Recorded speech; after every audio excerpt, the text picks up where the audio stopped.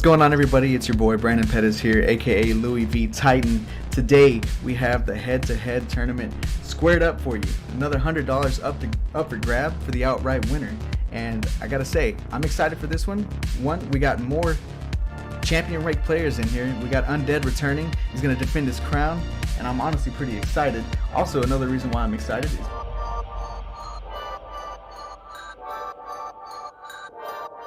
we have two new commentators. We have one new commentator. We have Alex Irwin, Nighty Night, and Sean Rogers, aka Spaceman. You guys, introduce yourselves, please. What's going on, man? It's good to be back. Hey, what's going on, guys? Spaceman here. How you doing, Nighty? Yeah, I'm doing fantastic. I like to see these tournaments going on. These community tournaments get me pumped. For those that don't know me, my name is Nighty Night. I've been competing in Halo ever since the beginning. I mean, 2001, bought Halo 1 and have not stopped playing Halo. I've been a competitor. I retired in 2012, 13-ish. And and I've been doing the casting thing. So I'm just a Halo guy.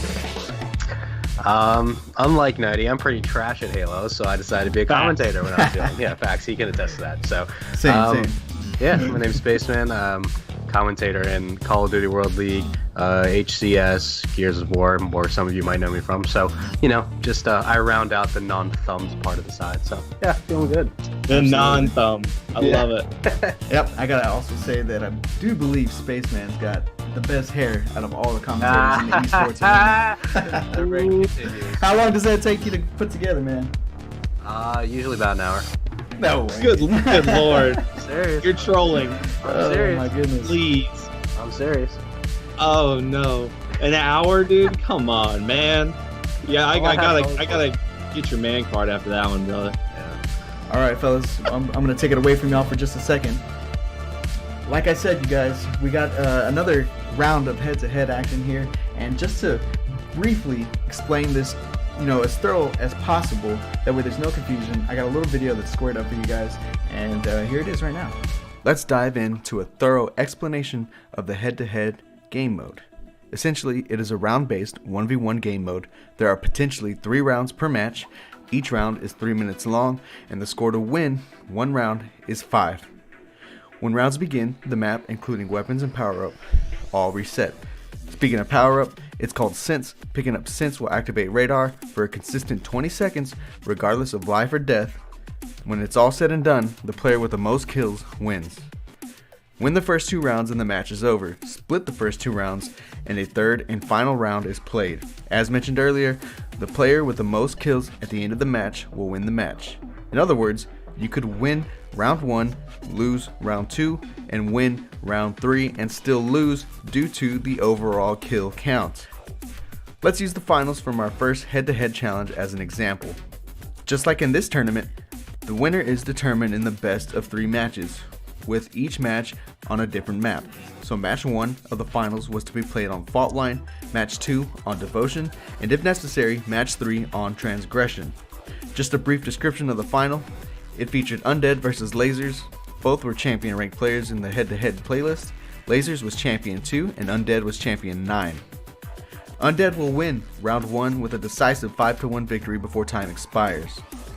Round 2, Lasers gets in the groove and claims victory with a 3-2 score. Unfortunately, he does not get the 4th kill as time expired just before he was able to finish off Undead. With both players winning a round, the overall score is 7-4 in favor of Undead.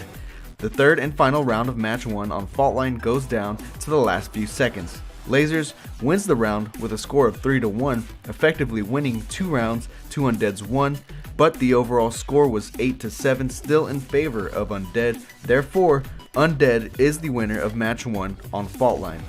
We head to match 2 on Devotion. Undead once again will win round 1 with a score of 5-1. Round 2 will not reach the 5 kill limit as time expires, with Undead in the lead 4-2. Round 3 is not needed, as round 1 and 2 were both won by Undead, giving him a 2-0 victory in the match and a 2-0 series victory against Lasers. It's also worth noting, should a round end in a tie, 30 seconds of overtime is granted.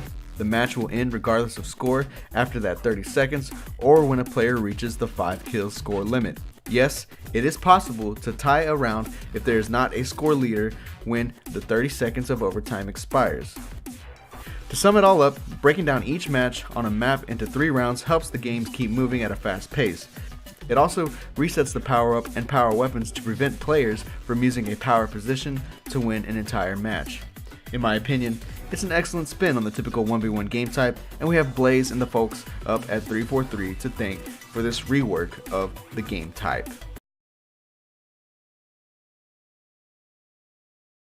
The fire team? Yeah, I'll leave. Yeah. Alright fellas, here we go. First series, we got Undead versus Beelzebub. Undead, once again, our champion from last round. And I can't be more excited to have him back because he had one of the sickest shots that I've ever seen. And I'm quite jealous, to be honest. But nevertheless, let's see some of Undead's very impressive highlights.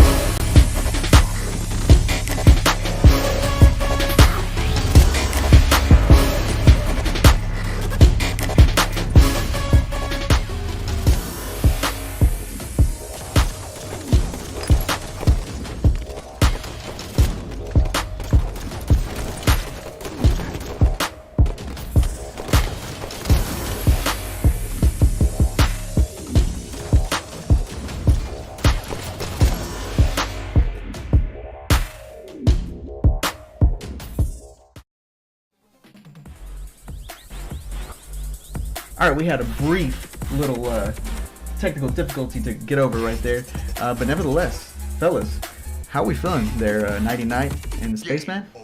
Well, Undead looks unbelievable. I said it last tournament. He was very clean with his shots and his movement.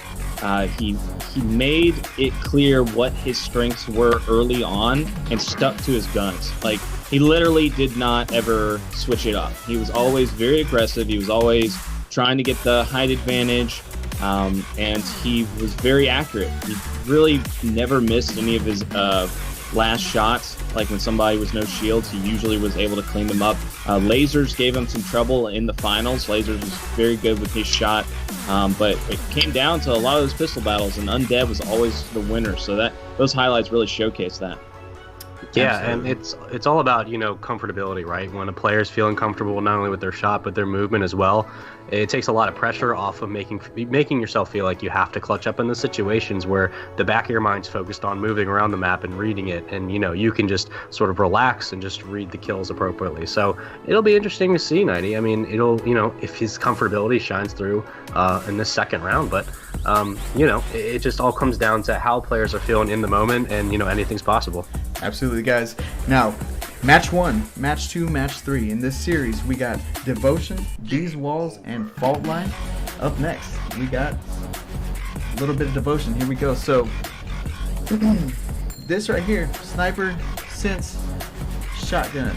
It's actually the variant of Shotgun, but nevertheless, that's our first map.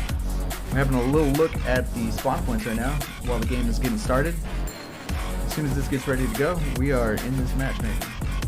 Yeah, and you want to make sure you really stay focused on where that sensor is, like when the players are going for it, if they're going to decide to bait it out, because that's very, very important. I mean, this 1v1 doesn't have radar, so grabbing that radar and having those, those 15, I believe, 10 or 15 seconds of radar time is going to be huge. It's not everything, but it's very important.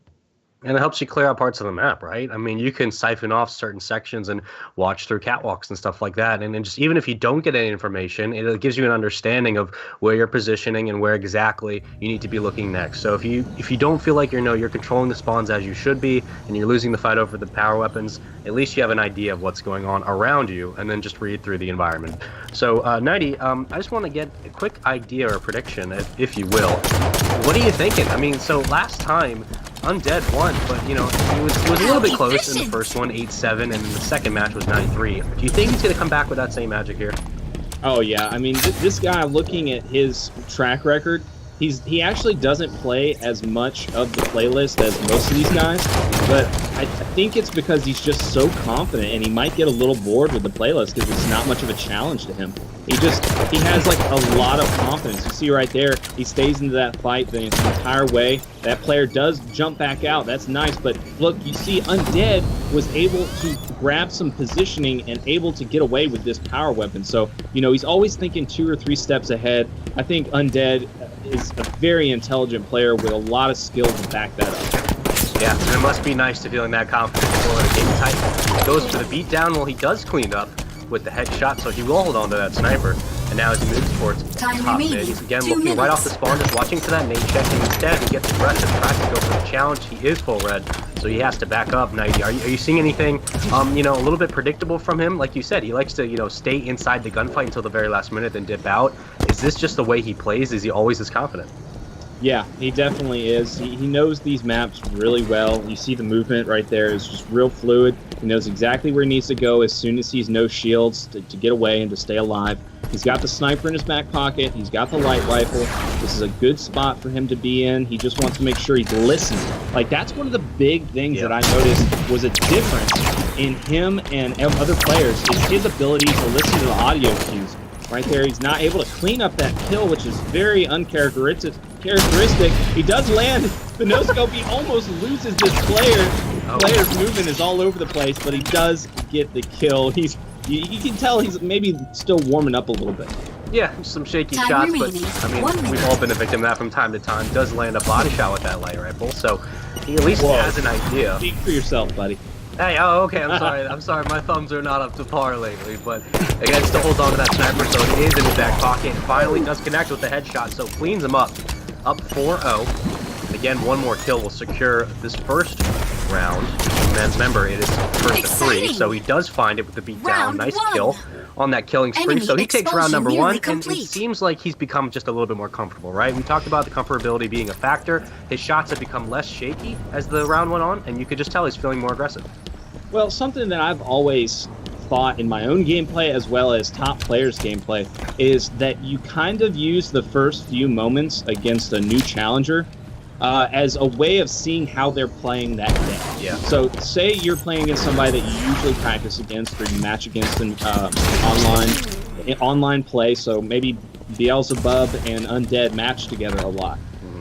He's going to see if he's going to still have the same habits. He's going to want to see if he still is going to bring the same gameplay as he usually does. And it's the same thing if he's a new challenger. If he's somebody that he's never played against before, he wants to see how he plays. So Undead's just kind of taking this time to learn him. And that's what you were kind of seeing why he seemed a lot more comfortable there towards the end, just to finish off the round. And of course, this is the second time that Reigns has had the snipe. So moving up top is Beelzebub, again with that light rifle, does not spot him, and Reigns comes in from behind. He does knock the shields out, is not able to find the kill. So again, you can see the frustration coming out, but he tries to go for the strike and just misses. Beelzebub will make him punish for that whiff, so very nice respective rebound, now up 2-0. Beelzebub, controlling top mid, and something we haven't really seen yet in this game was just sort of a slowed presence on the top. Yeah, Beelzebub able to control this, and the light rifle, that's what you want to see right there. Beelzebub starting to hit some good shots, 3-0 right now. Remember, it is to 5. Every round is to 5, and it is a best of 3 rounds. So, but at the end of the map, you got to remember it's all about the kills. So you really want to make sure your kills, you get as many as possible, and you stay as aggressive as possible. You do not want to take time. No, absolutely not. Trying to connect, does get the dash and the headshot. Very beautiful kill, and still managing Time to stay remaining. alive. He has 1 not minute. yet dropped. Finds him off the spawn, and it looks like he might just get outgunned. As Reigns tries to come in for the nade and follow it up. Now he's pinched out and just not able to hit the shots, 90. Oh man, it's just sometimes, man, sometimes I have to speak for, everyone here. Sometimes just a little difficult to hit those shots when players move from top mid. Yeah, it definitely is. I mean, when you have a good movement and you're playing against another player that has great movement, you notice like some of the greats, like the best of the best. Time Shocky, remaining. 30 Frosty, seconds. Pistola, people that just have some of the best movement ever in Halo. You notice that they have really high sensitivities, and that they'll kind of tornado, they'll windmill a lot with their reticle because they're trying to keep up with the enemy's movements as well as their own. Because not only are you throwing off Time remaining. your 10 own seconds. aim when you're moving like that, but your enemy is also throwing off your aim with their movement. And Undead, with a crazy comeback aggressive move, is getting himself back into this one. He got have 3 lost more the kills round. when probably Enemy expulsion Beelzebub nearly should have ended complete. that one a little sooner. Well, it may come back to haunt him, but again, at the end of the day, look, we are tied up. A nice little comeback, and now this is really where How Undead efficient! usually comes to life, right? Again, controls that snipe. He gets the first pick as well. So first blood falling in pocket. The confidence is back. You see him coming back on a little bit of a run, and he's going to go ahead and try to wrap back and kill spawn. He does find him right off the rip, and he connects with the kill. So there's 2. He will get the sensor as well. Now he's up 10-4 in kills, and he looks like he wants to just close this one out as quickly as possible.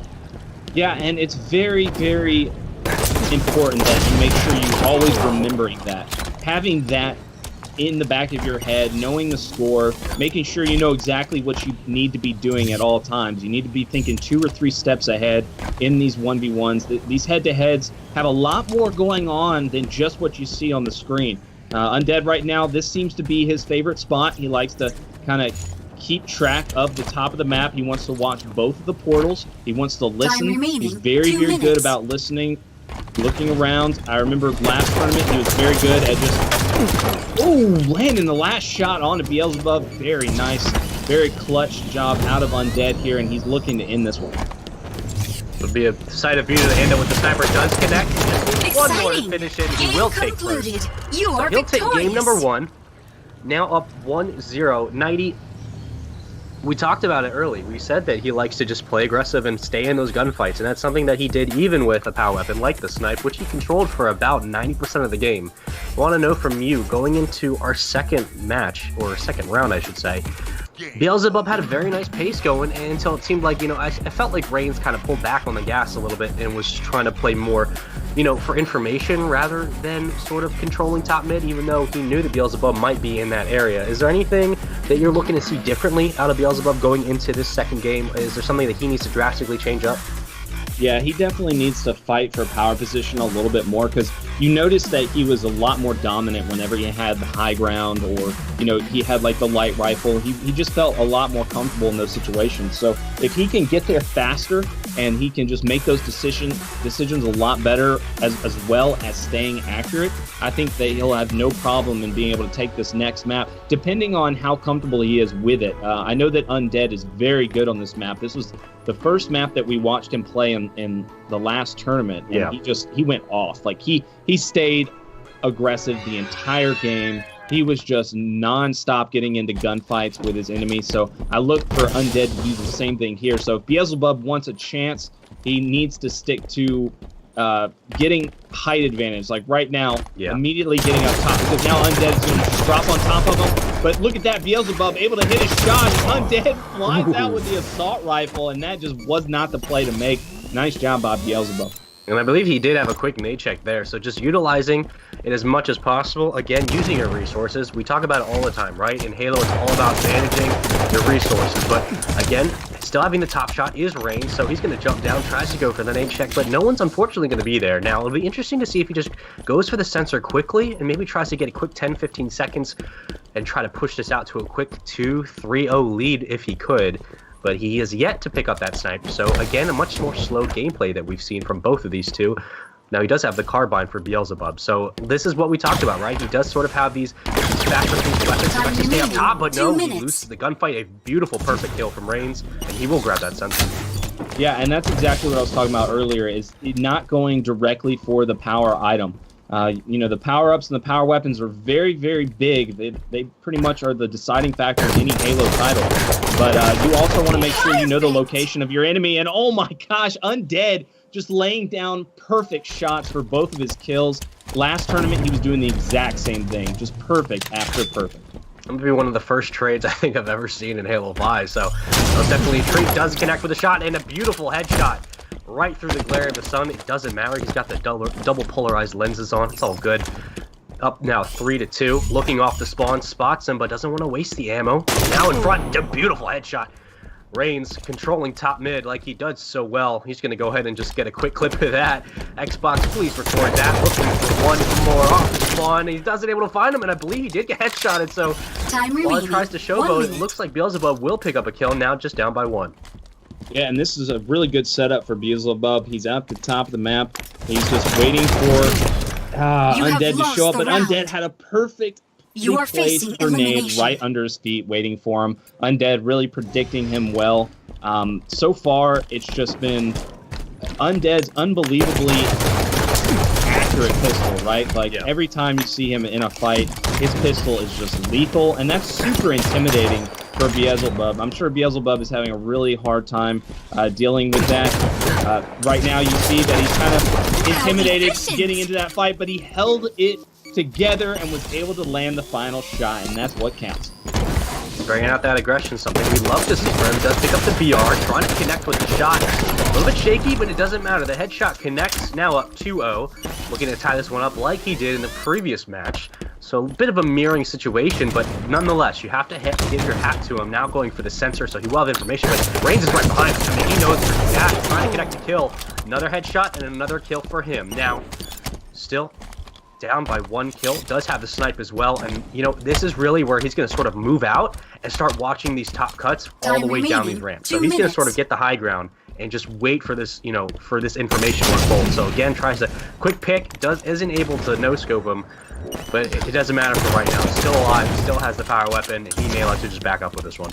I like that he's only deciding to peek for a little bit. He's not going to fully commit. Right here, easy kill on Beelzebub. Beelzebub giving up his entire life just by going for that compound. Undead was not going to fall for that one. He knows exactly how to evade that, no problem.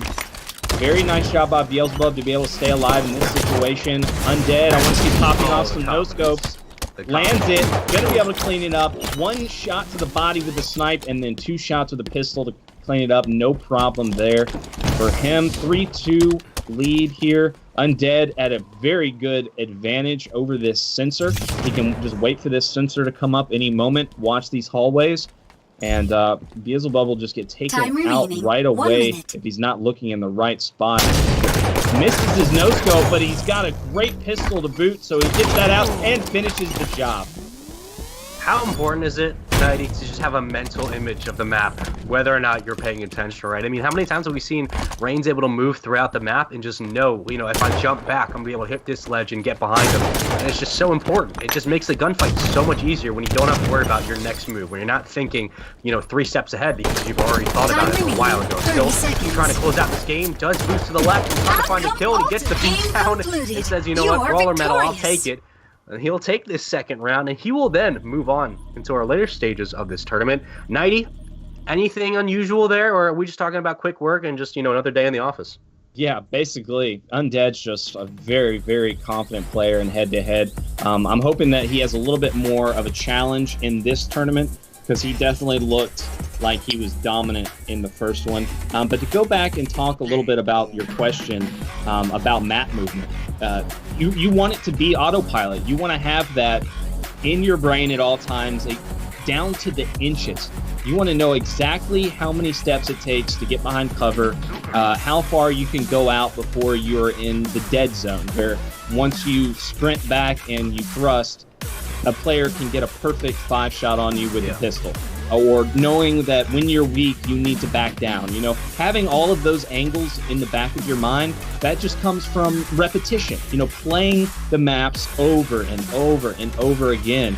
And that's where the practice comes in. That's a big part of it. Having that fluid map movement, knowing exactly where you need to be to have the height advantage. Height advantage being so important in Halo, one of the most important things you can have. I mean, if a player has rockets and sniper, but they're underneath you, they're way less effective if you're coming down on top of them with just an assault rifle or pistol or even a plasma pistol. It doesn't matter.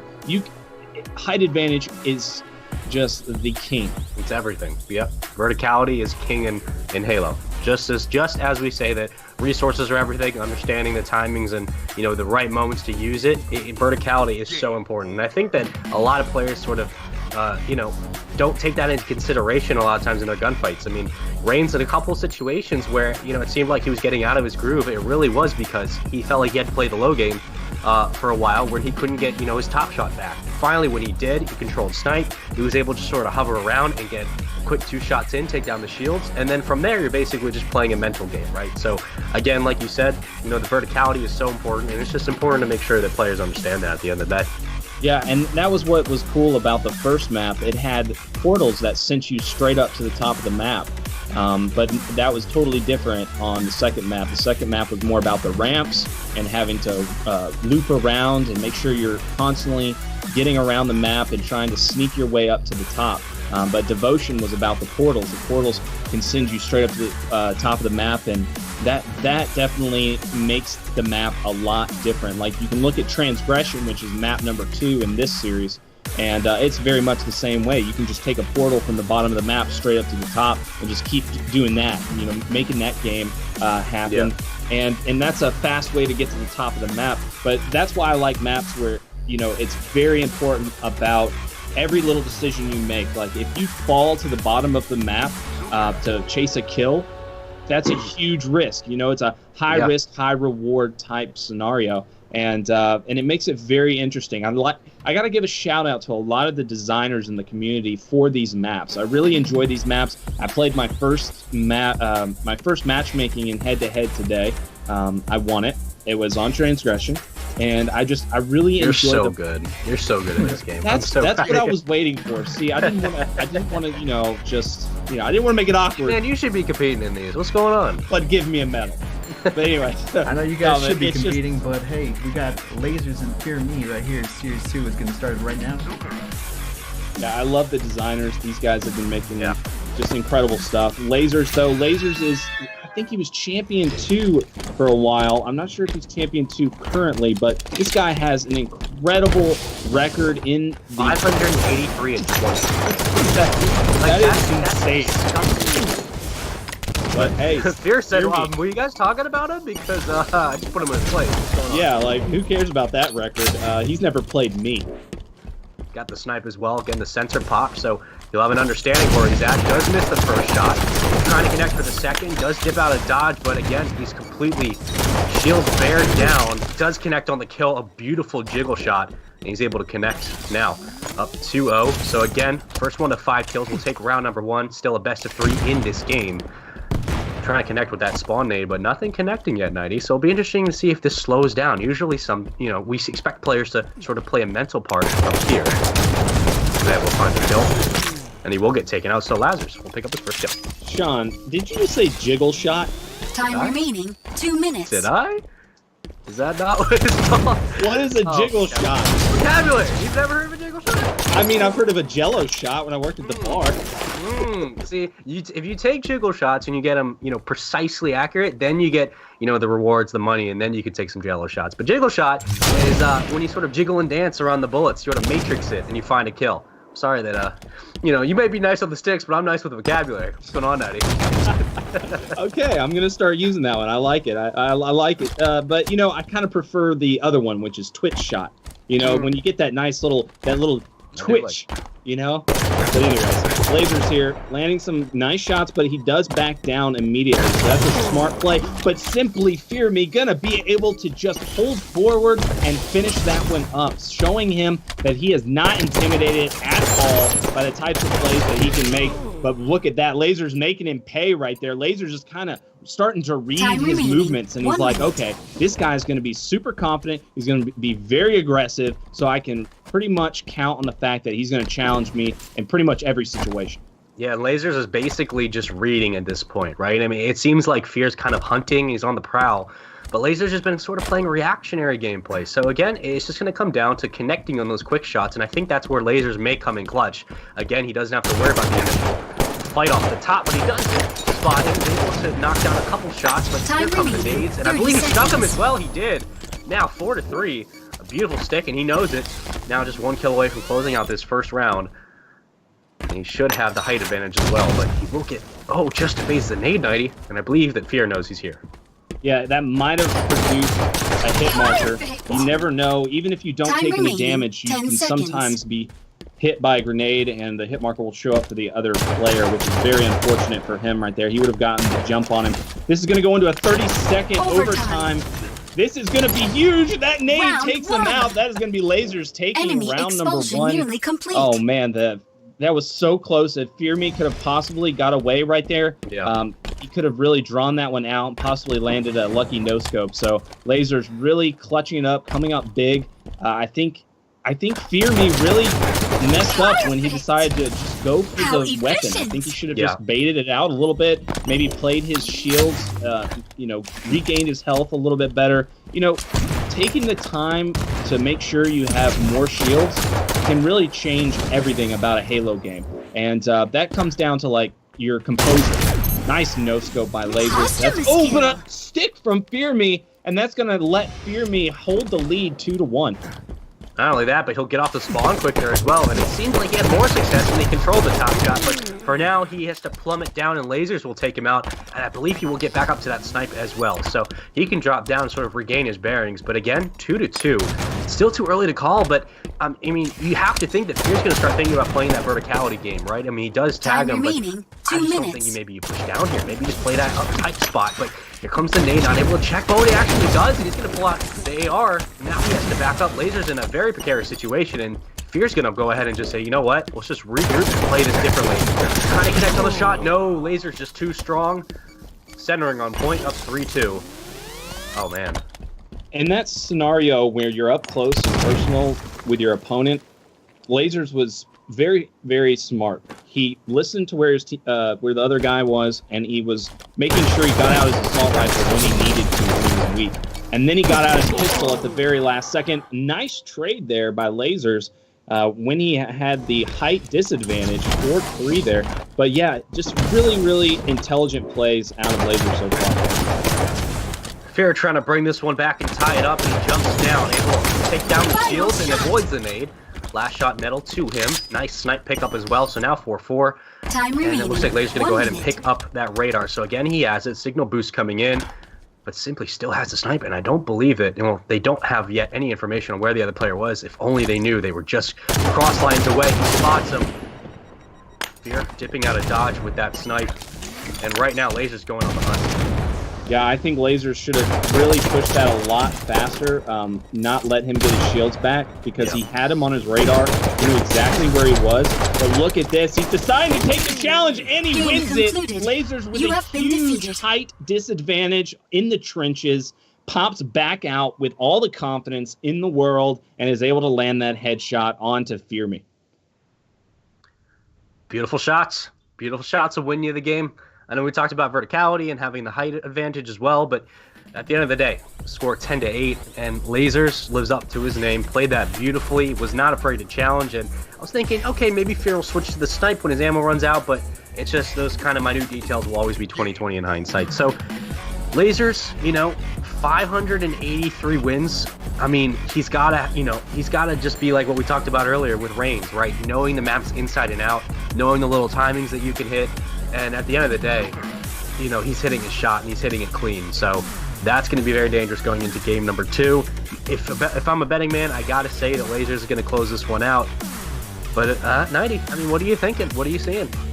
Yeah, I would agree as well. Fear Me is currently champion 12 in Team Arena. So he's got the team, he's got the team aspect of Halo down, but he's not ranked in the head-to-head leaderboard. So he really doesn't have as much practice as Lasers, and that's what it comes down to. No matter how talented you are, if you fail to practice, then you're basically practicing to fail, right? Essentially, yeah. That's literally how it is. I think you can say that about almost any player, any esport. Yep.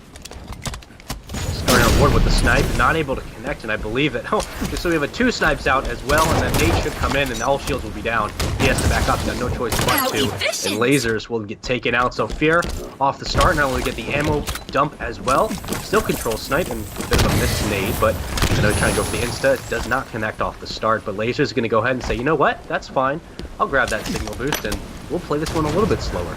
Yeah, he actually, there is no insta in Halo 5. That's a Halo 3 thing. I was thinking, I was like, okay, maybe he thought there was, so he doubled up on the nade, but maybe you were thinking like a nade launch, but what he actually was doing was trying to blow up those barrels that spawn right there on the other side of that wall.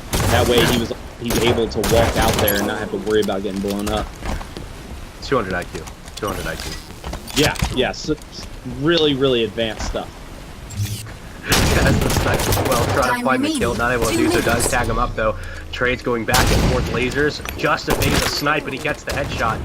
The nade came through, but it was a little too late, and he will earn the snipe as well, so the AR has been dropped, and now you can start playing that long game. Looking for him off the start, though, there are the barrels you talked about, but Fear says, you know what, I'm not fearing nothing. I'm gonna get up right behind him if he's not paying attention. He does get tagged, he has to back up, he's just a little bit weak. Oh, and he gets the kill, and the headshot with the snipe back, reversal. Give him the medal. Yep, take a look at that scenery, buddy. That was nasty. That should not have gone in the favor of Fear Me. Fear Me just came up clutch with that kill. I don't know what happened over on Laser's side. Laser must have just, I mean, I think there's like a little bit of like rocks right there that he could have maybe like head glitched, but there's no excuse for missing a toe shot. All he needed to hit was 2 toe shots. That's it. All about the toes, man. It's all about the toes. That's where we're on this year. 2019 is the year of the toes, but Lasers does not have that snipe. Hey man, I support your king, dude. Whatever you're into, that's your thing. But hey, keep the kids, man. The kids are one. The kids. Hey man, look, Spartan toes. You know, it's whatever floats your boat or your fancy. Tickles your fancy. Simply Fear Me right now, being really, really gutsy. Just jumping out. Shots, though. Yes, all of the confidence in the world. But you know, I've been like questioning a lot of his decisions. They just seem really super reckless. Like he'll have the height advantage, he'll have plenty of time to regain his shields, and he'll just jump out and give Lasers a free kill, and that just confuses me a little bit because Simply Fear Me is playing it really well, and then it's like he just gives it all up. Oh, he does not pull the trigger in time. And now down by 1 is Lasers, again 4-3, so we're looking at a situation where it might have been a great choke up 4-1 was Fear, and now he's looking at another situation where he will take that first victory. So excuse my English, but he takes round number 1. So again, looking to bring himself back in this 1-2 snipers on either side. Let's see who gets the first pick. Neither will connect, but it looks like Lasers is just trying to wait for him to peek around that corner with the wide peek.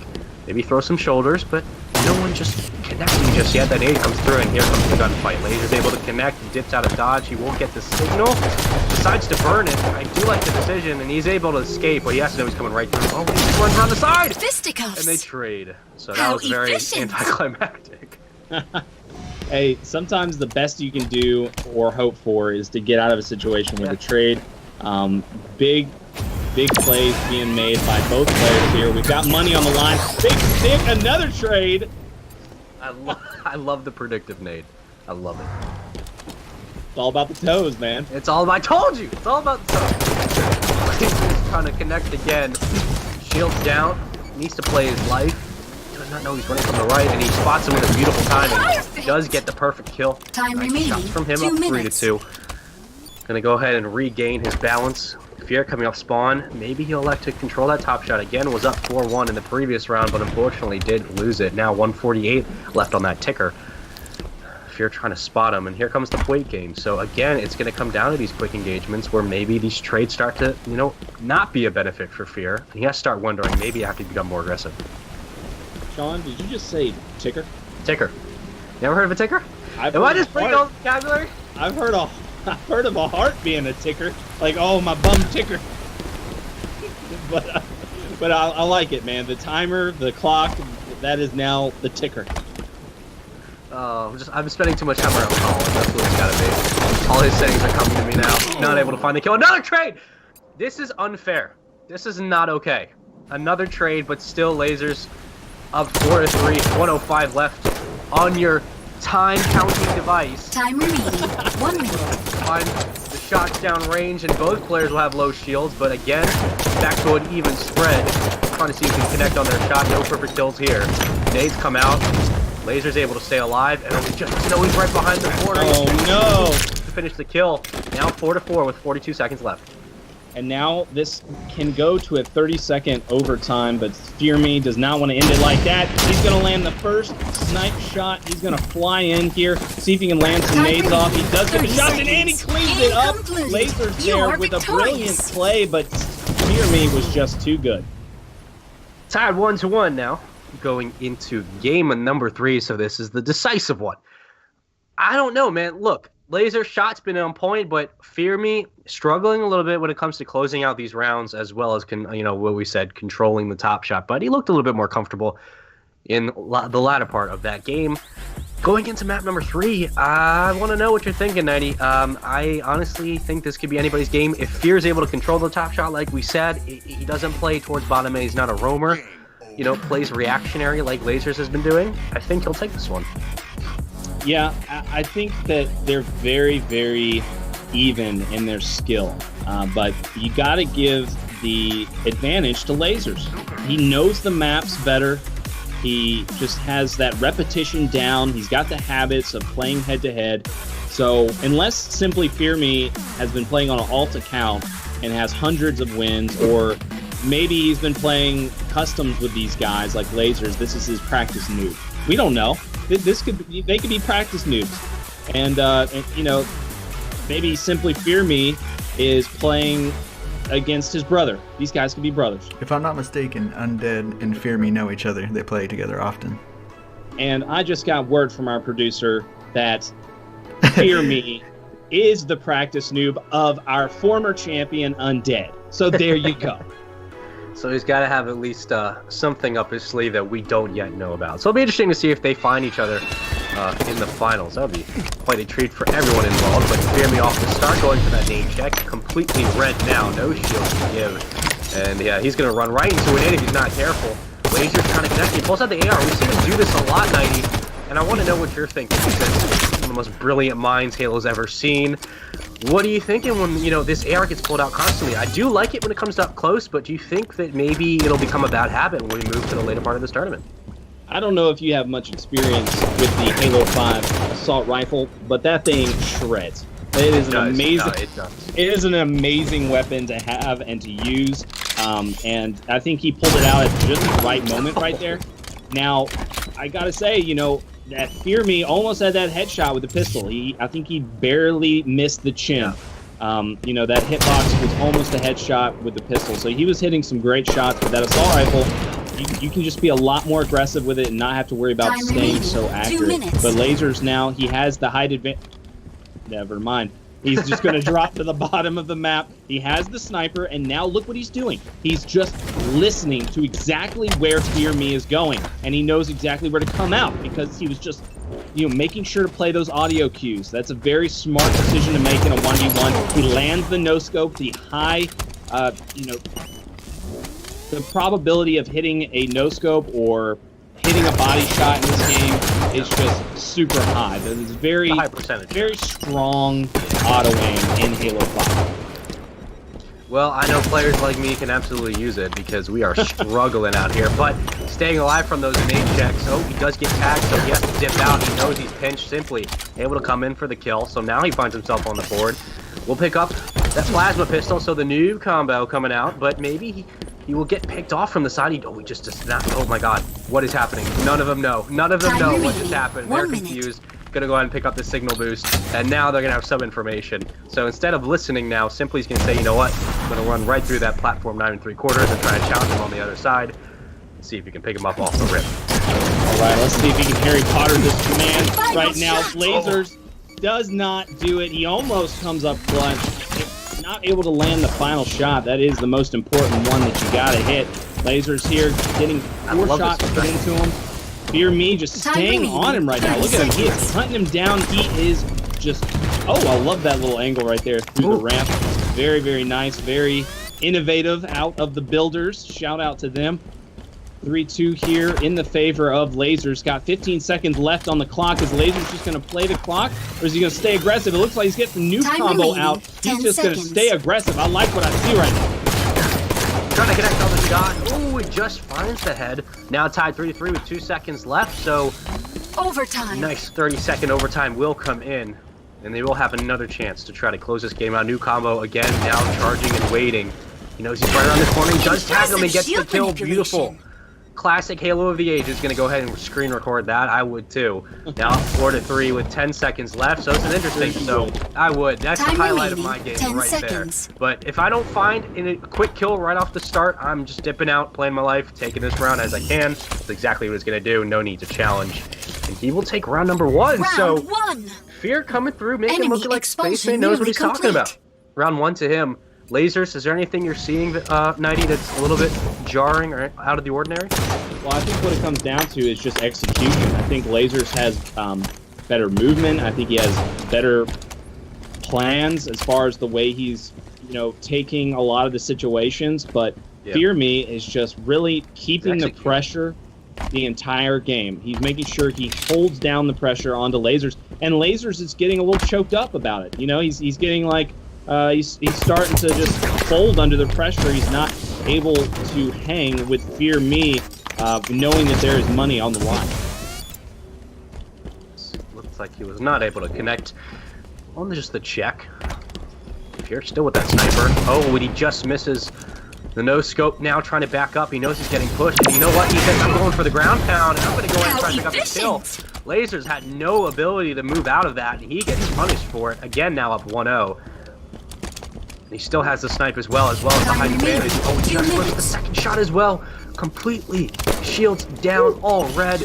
Runs into a nade, says, screw it, I'm going for it. Unfortunately, he dies. Laser's beautiful shot to him, now tied. He does have those plasma nades as well. So the Stickies might be seeing some trades here if they run into each other. But again, Laser's just doing a good job of listening, like you talked about now. You're just paying attention to the movement and the sounds on the map. Yeah, the Spartans are so heavy, and in some very high-level 1v1s, you'll see a lot of the time players will silent walk with their Spartans. They'll not want to give up any type of sound whatsoever. They won't sprint. Yep. They won't even walk normal. They do this little stutter step deal that makes you basically have like a dead silence perk in Call of Duty, if you will. I love it. You're bringing it back to my realm. I love it. Picks up the signal boost. Knows he's right behind him. Has to dip out, and it was just waiting for him. But Fear's a little too smart for that. Knows he can't probably win that off the challenge. So you know what he says? I'm just going to play the height. If he jumps down, I'll catch him. He does spot him. Does tag him. But, oh, beautiful shot across. He's able to hover and connect and gets the beat down. Beautiful brawler kill, and does have the noob combo back out as well. And this is where he really wants to close this game out. You can tell now he's hunting his kills. And that's exactly what I'm talking about, right? Like, Fear Me is really making Lasers fear him right now. Great trade out of Fear Me. 30 seconds left on the clock. Lasers is racing against time. Could have been a reverse sweep, and it is. You are Fear victorious. Me, bringing it back 2-1. He will take this matchup on a beautiful game number 3. Fear Me. Okay, so a little bit shaky in that first game. We thought that his positioning was a little bit off, but when it came to closing the game out, what we talked about in game 1 where he struggled, he said, screw that, I'm going in for the kill. Noob combo perfection. The trades were there for him. Beautiful kills. He takes this one. He will move on. So, hey man, Fear Me and Undead would be interesting to see, nonetheless. Yeah, always great seeing a practice noob rise through the ranks and take out the challenger of the player that's got him to here. Like Undead has practiced him and sunned him, so to speak, and made him what he is today. Just that aggressive monster that we just witnessed. I can't wait. It's so fun to see the competition at such high levels, especially as these matches get a little bit more intense and you start seeing just sort of the different strats these players pull out again. Like you said, stutter stepping, just waiting for the signals to come through. When the sound comes out, they start to slowly move in like sharks. So it's been amazing to see, and I can't wait for the rest of these matches to come up. So coming up next, I believe we have Penguin and Prius. So looking at this matchup, Penguin is ranked number 1, so champion 1 in the head-to-head. His record's 250-19. Yikes. So just like we've seen out of lasers, a lot of time played. And Prius on the other side, well, he's not on the leaderboards just yet. So he played in last tournament, and he won the first series against Ardent FPS, but he lost to Lasers in the semifinals. So it'll be interesting to see if he can bring some different, strats, some different mentalities to this, because again, you're going up against a player who's played a lot of head-to-head. Yeah, and not only has he played a lot, but you've also got to look at competitors for every tournament. You got to look at their recent games, like how much time they've been putting in recently. And the way the champion rank works in Halo 5, everyone knows, is that it's your current rank in the world. Like, you've got to constantly be fighting for it. You can't just stop playing. And it's very difficult to hold a champion 1 because there's no one higher than you. So you're not going to be winning more experience for beating lesser people. You're going to be winning chunks of it here and there and here and there. You can only keep your champion 1 if you're consistently beating people that are around your skill level. So like the champion 1 through 10 or 1 through 20. And that's what's really impressive about Penguin. And I'm really looking forward to seeing how he plays his game. Like, what is so special about this guy to have him number 1 in the world right now? Yeah, and it's a treat for us as well, because we get to see, the best of the best showing what they do, right? So immediately just goes for the beatdown, and it looks like he lost it for a second, but he's able to find the kill. Thought for a second I was going to have a bit of a stroke after watching that, but we're all good. He's able to escape out and does get the snipe as well, getting pinched from behind. Just not able to hit the wrap shot, but that's okay. So now tied 1-1. Prius is going to go ahead and pick up that snipe, so let's see if he can utilize it to the best of his ability. And the smartest decision is not to look around. Prius going to get him off guard there. Prius totally just switched it up on him. He took the lift, and then he took it back with the thrust ability, and then just ripped his face. So that was really, really exciting stuff out of Prius. Prius looking like he is practiced and ready to roll here. Well, let's see if he can keep it up. The assault rifle just too OP. Penguin making good use of it there.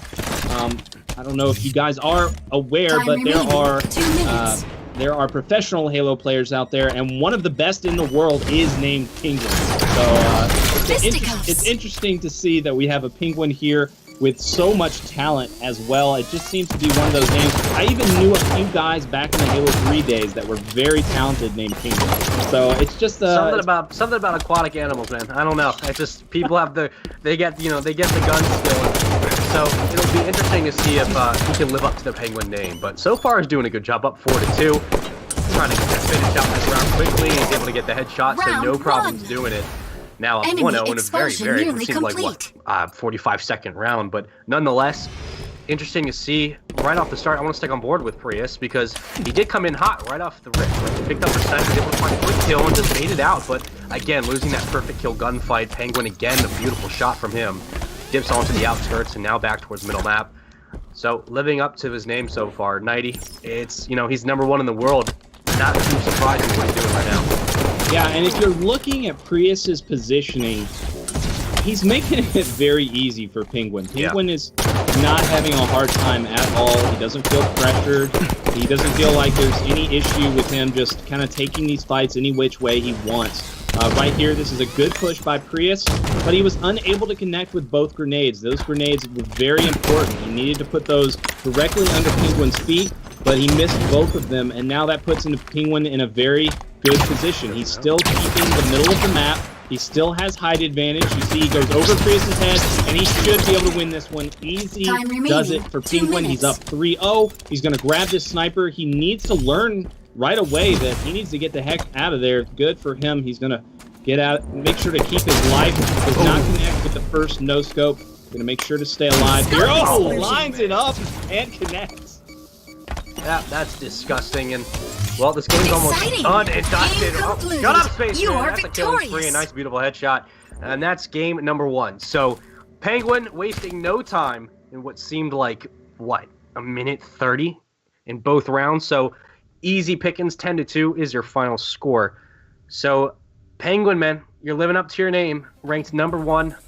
Going into game number 2, I think it would be pretty dumb to bet against this guy. But problem is we haven't seen a lot out of Prius, and it's not like we can really read sort of what his playstyle is like, because again, you know, he is new, he is coming into this a little bit fresh.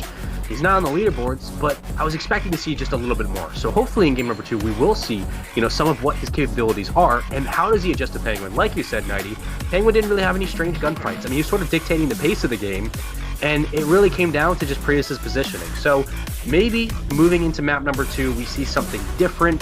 If not, I mean, this is going to be just another quick 2-0. If I was a betting man, which I am, I would definitely put my money on Penguin. Penguin just looks too good. Yeah. The man is super aggressive, but he's also disciplined. That's another thing a lot of people don't really take time to look at from a lot of players, is how well disciplined they are in their decision making. Right there, Penguin knew exactly where he was going to spawn in the beginning. You know, one of 2 spots, and he knew exactly how to approach it. He has a game plan. He's immediately going to go for the sensor. Then he goes for the sniper, and now he's going to hunt.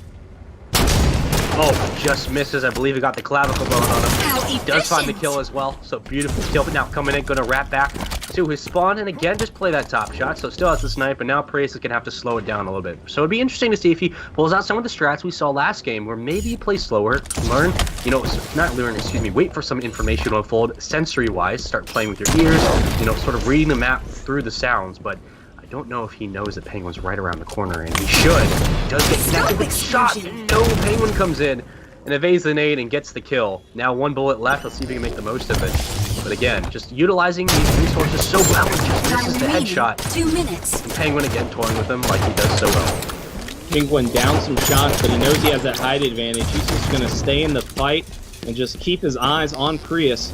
Prius not having a chance at all in that situation. He probably should have backed down a lot sooner. Both players no shields. Now Prius challenging, very overzealous gameplay out of Prius, and Prius is going to pay for it. Penguin landing that final shot. 4-0 now in the favor of the #1 champion in the world in the head-to-head playlist. This guy definitely, you know, I'm not going to say he's impressive, because Prius is pretty much not playing the way you should. He's Enemy not expulsion nearly complete. He's not making the most intelligent plays when it comes to positioning. Obviously, we've said that, but he's also not playing for the power weapons and power-ups, and that is Halo. So where is all of that? You know, Prius is just taking all of these fights and trying to challenge him with his pistol. And to me, what that says is that Prius has already given up on this fight. He's already given up on this entire match. He said, look who I'm playing against. I'm playing against the #1 player in the world. I have no chance at all, so I'm not even going to try. Well, off the start, he tried to go for the green door and just was not able to do it, right? I mean, he just, without turning around, he lost the top shot for the 3rd time in a row. And like you said, it just, I don't know, man. It just kind of looks like he's, like you said, giving up a little bit. I mean, in that previous round, we saw him drop towards mid and play catwalk when Penguin had the shot on him from the top. So all Penguin had to do was just drop down and just play it like a gun fight. He won all of them. Make that another headshot, make that another kill, make that 4-0. Penguin says, I'll give you a kill at this point. But Prius struggling to find some rhythm, not able to connect on anything, and it's probably going to be another quick 5-1. God, I've seen several times now that Penguin has been landing hit markers, and they just have not connected. Game concluded. And yet you he's still engaging. Like, his shots were not connecting, but that was okay. He still kept his composure, and that's probably one of the most important things to grab from this matchup and this series so far, is that Penguin does not like sway at all. The man just keeps his foot on the gas pedal. And I have a prediction, and I think he's going to play that exact same way against Undead, who to me is probably one of the best players in this tournament. Obviously, he's our returning champion, our reigning champion, and I think he's going to have that same mentality going into that matchup, and that's going to be interesting to see. You know, that was a 10-0 game out of Penguin, had Penguin not given him that final kill. Yeah, I feel like that was just more of like, I'm going to consider a 10-0. I feel like that was a pity kill a little bit, but at the end of the day, I mean, it sucks for us too, because the Penguins obviously playing phenomenal, but it's a little bit hard harder to understand sort of his game style and the way he's sort of maneuvering, because these kills were very straightforward. They were right in his face. He was able to pick him up, so he hasn't been challenged yet, and that's what we're waiting to see. Prius, do not give up, buddy. Keep continuing to work, and if you come across players like Penguin who are just, maybe superior at that moment in time, play a little bit smarter. Don't give him these quick, easy kills like moving towards Catwalk and letting him drop down on you for the third straight time. But moving into our next match, we're going to have Hydrix versus Gunplex in series number 4. And looking at these two incredible players, well, Gunplex is currently ranked number 3 as a champion in the head-to-head competition. He's 151-9. So we're getting to see these situations where we're looking at players who have, triple the wins, single-digit, double-digit defeats, and this is where it all becomes a mental game, because no longer is it about getting a quick shot down, taking down the shields in a perfect kill. It's all about how are you maneuvering around the map? How are you making the gunfights easier for yourself? Are you utilizing the nades, the power weapons, the signals better to your advantage? And as well as that, Gunplex is a champion first ranked in free-for-all. So, again, interesting to see. Nighty, I want to know what you're thinking. Coming up in this next match, who do you have your bets on? Well, I mean, you can only look at stats. I don't know exactly, these players' history. I know I've known a Gunplex in the past. I don't know if this is the same Gunplex, but I'll probably put my money on him just because that kind of name. Like, yeah, that guy was really incredible. His current, champion rank is 3, so that's pretty huge. But also looking at his FFA rank, being champion 1, how could I possibly bet against him? Just looking at the stats. Hopefully it's a good series, though. I want to see maybe a little bit more of an even series, because that last one was rough. If I've got somebody here that might be saying that could be the pro Penguin. I'm gonna guess not, because the pro I would Penguin assume not. has been playing a lot of Halo 3, because Halo 3 currently is what's on the circuit or is having tournaments, and he's got a big tournament coming up soon. I know that they just recently got like 2nd place in one of the Team Beyond tournaments. So, playing Halo 5 being such an incredibly different game, it could really mess you up if you put that much practice to be champion 1. Yeah. So I'm going to guess it's not the pro, but, it's just having such a one-sided affair in that series. I'm really hoping for a closer one in this one. Yeah, me too. And like you said, again, I don't think it is the actual Penguin, but nonetheless, he's living up to the name itself. So while we waited for these players to get in, and I believe that we are almost ready to go. Absolutely. Looking at this, let's give our announcers a little bit of a break. We're going to take a look at a couple highlight films here while we're waiting for Complexion to get into the map, into the game. We're going to take a look at Penguin right here. He's the man that just won this game, and we're going to give him a little bit of a time to shine as we look at this highlight film real quick.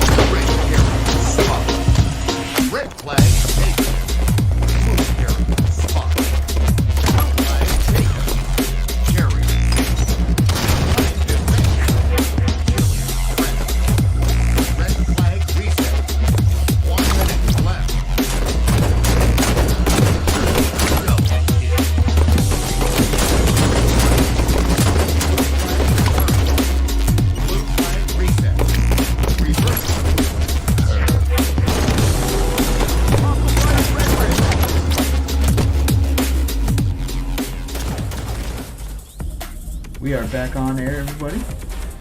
Up next, we have Cephas, not Faultline. Excuse that. While the game's loading, though, this map right here, this series, this is Cephas, Devotion, and Transgression. And once again, just to clarify from earlier, Gunplex and Complexion are 2 different people, and this is Gunplexion. I know that Gunplex might appreciate that we decipher the difference between the both of them. All right, Gunplexation. This Mr. Gunplexation here. His record's pretty good. I mean, It's not bad. 151-9. Yeah, it's okay. Yeah. It's not bad. FFA though, that's his baby. He's currently the world champ in that. And that tells me just a little bit more than the head-to-head, right? I mean, you're surrounded by multiple gunfire all the time, so you're just used to playing reactionary right off the start. So it'll be interesting to see what he can do. Hydrix, though, will take his shield down immediately. Now trying to clean up with that check nade, but Gunplex is too smart for that. Trying to dip out of dodge at bottom mid, looking for him around the cylinder, not able to spot him. Still trying to figure out if he's on the higher altitude, but he will not be. So Hydrix is completely backed up, and they just have no idea where each other are at. But Gunplex spots him and is just waiting for him to make a mistake. He's going to run right into the nade. And unfortunately, decides to back up. So again, a bit timid off the start, looking for the connect, able to find one shot, one more to the right, but both shields now being completed. No one finding a kill just yet, and this game is slowly getting started, and it looks like he won't pick up the kill. And a trade! What is with the trades? Why do we always get trades? It's because it's on a, the same server. It's not host-based, so one player does not have an advantage over the other. Yes, there are certain advantages. One player can live closer, but generally the way that the networking comes out is that if both players land their shots, both of those informations are going to go to the server, and it's going to register as a trade. And that's cool. I like it that way. I've always been a fan of trades. I think both players should be rewarded if they're both hitting their shots. Now tied 2-2, Gunplex. Again, we talked about his prowess as well as Hydrix, so they're both looking over that signal. Too early to call for now, but again, controlling this left side of your minimap. Now moving over, able to pick up the signal, so he has some awareness, and he's getting close, and he finds the ticker. To his right, does connect with a shot. Now just trying to bait him out, throw some shoulders, tries to move up, and now he lost the high ground. He's got to play off the back foot, trying to connect on the shot. It looks like he does do it. Now both shields down. No headshot will come in, and they will both escape again. So a much slower gameplay that we've seen so far, Nighty. Yeah, and you kind of see the free-for-all habits coming out of Gunplexation right now. He'll get into a fight, he'll put one shot, he'll put two shots, he'll put three shots, and then he'll start just evading and diving and running away. And that is a 1v1 tactic, but it's just a lot more common than in free-for-all. See, right now he's not really taking any fight. He's not really grabbing any of the kills. Finally, he commits and takes out Hydrix. Now 3-2. He's got 30 seconds left. Hydrix to get this 30 seconds tied up to maybe take this round. He does see where Gunplex is. He lets himself be known, though. Gunplex has he has the low ground, but he was able to hear Hydrix right there. Had Hydrix just decided to be a little bit quieter, he could have easily dove onto Gunplexation and grabbed that kill and tied this game up. Sometimes just being a little bit more patient pays off. And not only that, he had no ammo in his pistol, so he basically just walked around and said, I'm going to take this fight head on if it comes to me. And he played it perfectly. He was able to get the kill and wait out the time. So now moving around up to Gunplex up 1-0. Trying to connect the shots down long range, not able to do so. The nade will follow it up, but it doesn't connect. So again, back and forth we go. The stalemate of a gunfight, as I like to call it now. A beautiful, perfect kill and the first blood. Now up 1-0. So I don't know, man. He's got the signal as well. It seems like he can draw this round out. He throws out these quick kills, and when it happens like that, it's going to be very, very difficult to bring yourself back in this game. Yeah, and another thing I'm noticing is that Gunplexation is loving these pistol fights. He's really forcing them. He wants to just keep it mono with the pistol and the pistol only. He's not going for the sniper too much. As soon as I say that, he does go for it, though, but he has a high ground. Now he's going to decide to maybe push in a little bit, but look at that. As soon as he dropped, Hydrix was able to grab that advantage and capitalize. Now it is 2-2. Hydrix going to try to get himself back into this one. Good nade there by Gunplexation. Gunplex, though, going to land the shots and clean him up now. Going to grab the sniper, see if he can run away with it. Very good decision making out of him.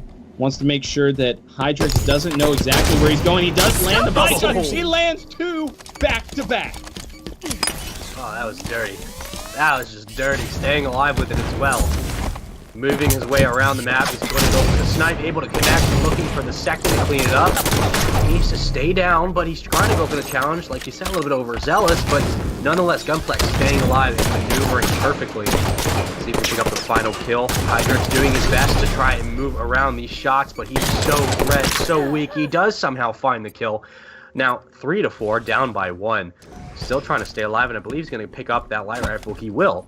So this gives him a little bit of a boost for now, but he's got to capitalize on it. So I believe, no, he won't find the kill. Gunplex will make him pay for the over challenge. Takes game number 1, so up 1-0. Gunplex doing a very good job of controlling the pace of that first game. Moving into map number 2. It was a bit of a stalemate, I think you could say, right? I mean, a lot of these gunfights were drawn out, and it just came down to positioning. And a lot of times, Gunplex would allow for Hydrix to say, "Come and challenge me, come and challenge me." And a couple of the times he did, he paid for it. So Gunplex feeling very confident with his shot. Moving into map number 2. Again, if I'm a betting man, I gotta look at this and say, you know, Gunplex may have something up his sleeve. Yeah, Gunplex looking good. The way he played that map, I think that's a map that really goes in his favor with as much cover as it has. It's got a lot of places you can run bottom middle and top middle. But what I was noticing out of him is that he was not timing the items very well at all. Like the sensor, every time it came up, he did win the fight and was able to grab it. But he never was in a situation where he could grab the new sniper, or he fought for it, or he was, going for the brand new light rifle. And, having the weapons advantage and making sure you grab and accumulate them at all times is exactly what the story of arena shooters is about. It's exactly how you win 1v1s. It's much different than the free-for-all playstyle. Free-for-all isn't about who has the better weapons. It's about who can really outmaneuver and out-clutch and really win those engagements that matter the most, and see if you can come in at the perfect timing and pick off those kills that are already weak. That's a totally different mindset when you're comparing it to 1v1s. Now, yes, both types of game types need to have a certain amount of composure. Like, you've got to be able to handle the pressure when you're down, but it's a different mindset when it comes to tactics, when it comes to strategy. I think Gunplexation needs to get into a groove where he's starting to hold the height advantage more. He gives it up a lot. He's always going down to the bottom of the map, and he's trying to, weave around like a little rat and scurry off and try to survive. I 100% agree. And the scary thing is that when Gunplex gets going, he will dictate that pace quickly. So you have to play off the back foot if that's necessary, but you have to be able to do it, and you have to know that it may come. So again, sniper on your right side, again, there is that shoddy. So again, it's just going to come down to, I believe, the utilization of the power weapons, right? Right off the start, looking for that first kill. Hydrix is going to go ahead and get the perfect kill. So I believe we are all okay. I don't know if anything is on Gunplex's end, but if so, we will just have a quick reset. Nope, he's all good. So a nice quick first kill will go to Hydrix. So, we're gonna go restart. Just kidding. So we're gonna go ahead and restart this game, and we will get everyone back in position. But starting off, going into match number 2, Gunplex controlled bottom, something we didn't see earlier, right? So a lot of the times we talk about verticality being a very big component of Halo and how important it is to have a top shot.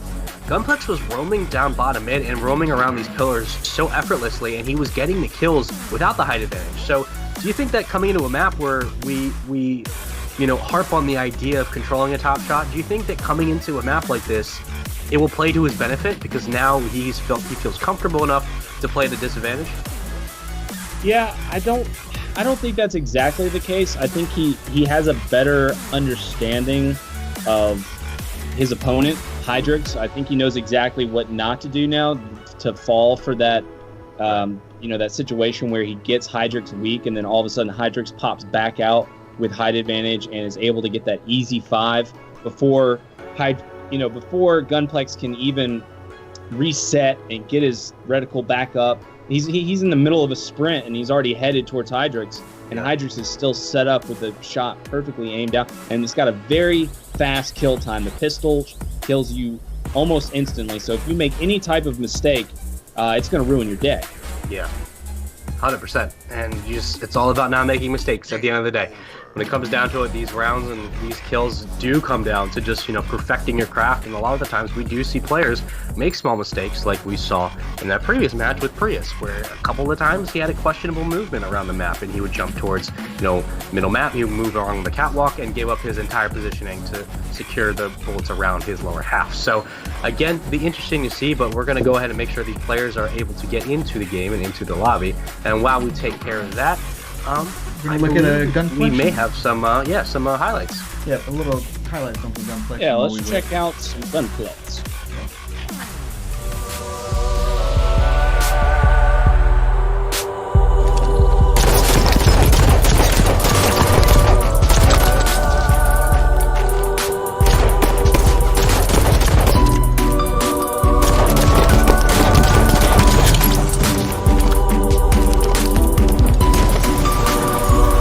On the round. Just 30 seconds. Perfect kill.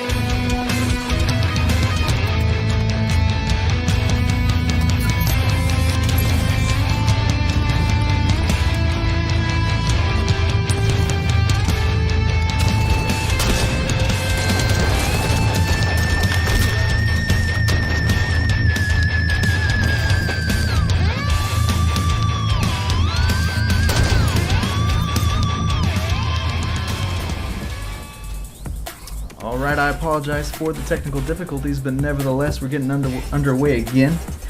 Loading in right now into Devotion. Gunflex has already taken map 1, so we're here on map 2. And let's get the gameplay underway.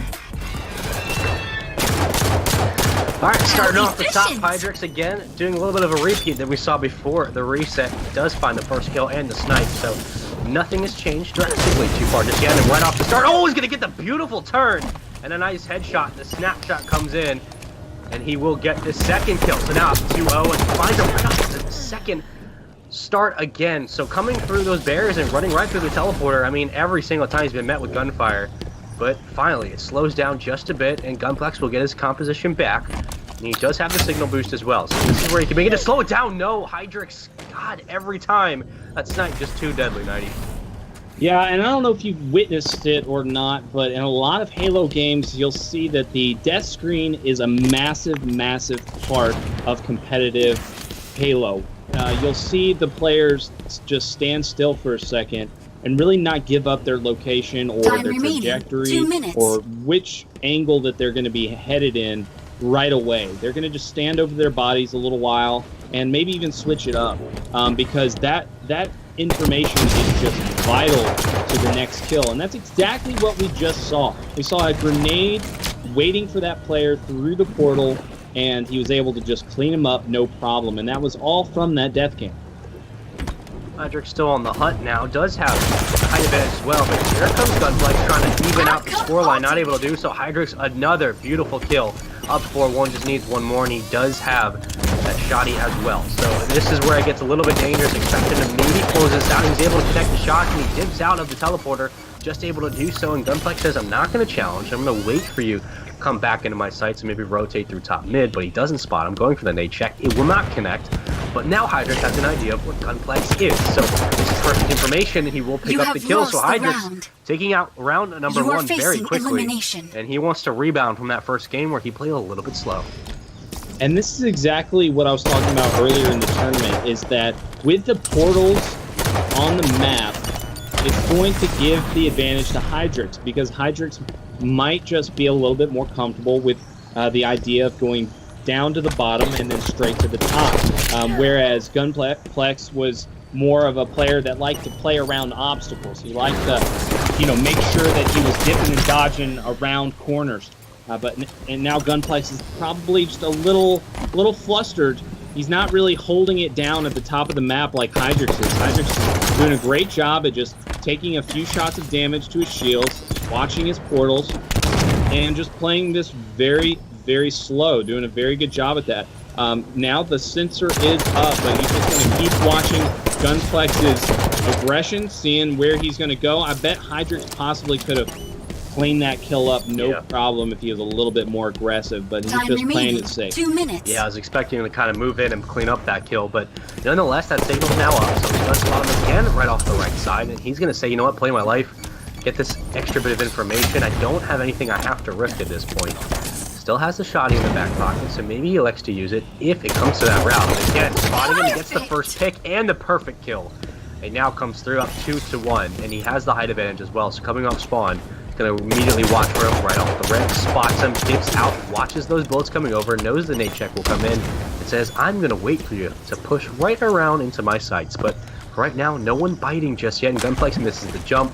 One of the things that you talked about is that Gunplex likes to play around obstacles, and it's a lot of the times, we'll see him move in and out towards the bottom of this map. He won't run that often, but he'll sort of move around barriers, check one side, come back, check the other, like he's looking both ways across the street, making sure no one's around, and if so, he'll make it harder to kill him on the other side. So it just comes down to just maneuvering and getting the best shot Time possible. remaining. But again, 1 Gunplex minute. with shields completely down, and Hydrix team just back up and plays life.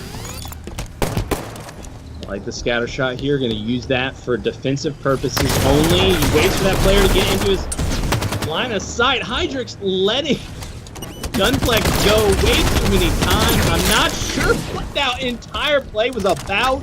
He could have easily had that kill had Hydrix played with a little bit more oomph. A little bit more oomph. I like it. Time I like it, remaining. Eddie. 30 He does have the seconds. shotty as well, so scatter will come in now. Light rifle picked up, does connect with at least one. He has lost the height advantage, but it doesn't matter. We've seen him do this before, where he's able to stay alive and maneuver his way out. So No danger will be raining down from above this time. Gunplex able to back up. They will have a complete reset. Now Hydrix waiting for him to come through that teleporter. Time No remaining. nade check comes 10 through, but Gunplex seconds. is right around the corner and he spots him. Able to connect one. Doesn't look like he gets the second, but nonetheless, able to hit the body shot. Somehow picks up the kill. Now, taking this one 3-2, and he Round finds one. that. So Enemy Gunplex will find expulsion nearly himself complete. around. Now, Hydrix, again, still has the kill lead 7-4. So if the time limit comes into effect, and Gunplex is only able to pick up one kill this round, and he somehow wins it, it turns out that Hydrix will end up taking it because of that kill difference. How efficient! You know, I think Gunplex really just, you're seeing that his aggression is the thing that's winning out right now. There's a lot of times that Hydrix is able to take fights, but he's not taking his time, but he's also not understanding when to push. I mean, there's a 7-6 swing right now between these two players. That's only one kill. Gunplex is about to tie it up if he grabs another kill right now. Hydrix has got to understand that. He's got to get more aggressive. Absolutely has to. He has the weapons to work with. Beautiful kill. Quick draw medal to your name now at 3-0. He's looking to close this one out. Now tied 7-7 in our kill count. So again, 2 needed to win this game. Time Regardless, remaining. well, just 2 needs minutes. one and play the rest of the time. But with 1:57 left, plenty of time for this game to evolve even further. Gunplex now still looking for information. Hydrix moving towards top, looking for any player to jump out towards a scatter shot from that other portal. But no one just biting yet. So again, Gunplex going to roam towards bottom mid. We've seen him do this the entire game. Sort of play that height advantage against his favor, but yet he makes it work. So out of ammo in that secondary, but finally just tries to move in for the kill, and he does get the shot down, looks to beat down, but he's not far away, and he finally moves in and picks it up. Now 8-7, 4-0, and now he has the lead. And this is where it get dangerous. He's got the snipe as well. Once again, that's that execution, being able to clutch up on the kill when you need to the most. That's what's won him the most free-for-alls. That's why he is the free-for-all champion right now. #1 in free-for-all in the world. 4-0 in this round, but he has the advantage. But that is going to tie it up. He knew Time he was remaining. waiting for it. 1 minute. He was waiting for that shot. Hydrix tied up right now, 9-9. Double connect. Oh, Hydrix playing it smart. Gunplex just shot himself with some bank shots. Hydrix needs to land that final shot. Not going to be able to do it. Gunplex gets away with his life. 40 seconds left remaining. This is a big play right now. I'm sorry, 8-8. It's tied up right now. Time Hydrix remaining, trying to 30 hunt down seconds. Gunplex, but Gunplex hears exactly where he is. I'm not sure if Gunplex is going to try to make a move. He's just going to wait this one out and play it safe. Still looking, and I think we're tied. I'm just gonna get a quick check of the rules because I didn't know if they. Okay, so we're gonna figure out what's going on exactly. It looks like Hydrix had left the game, so we'll try to see what exactly that entails. But for right now, so 90, look at what do you that. think? All tied up, What do you- 8-8. what do you think? Gunplex versus Hydrix.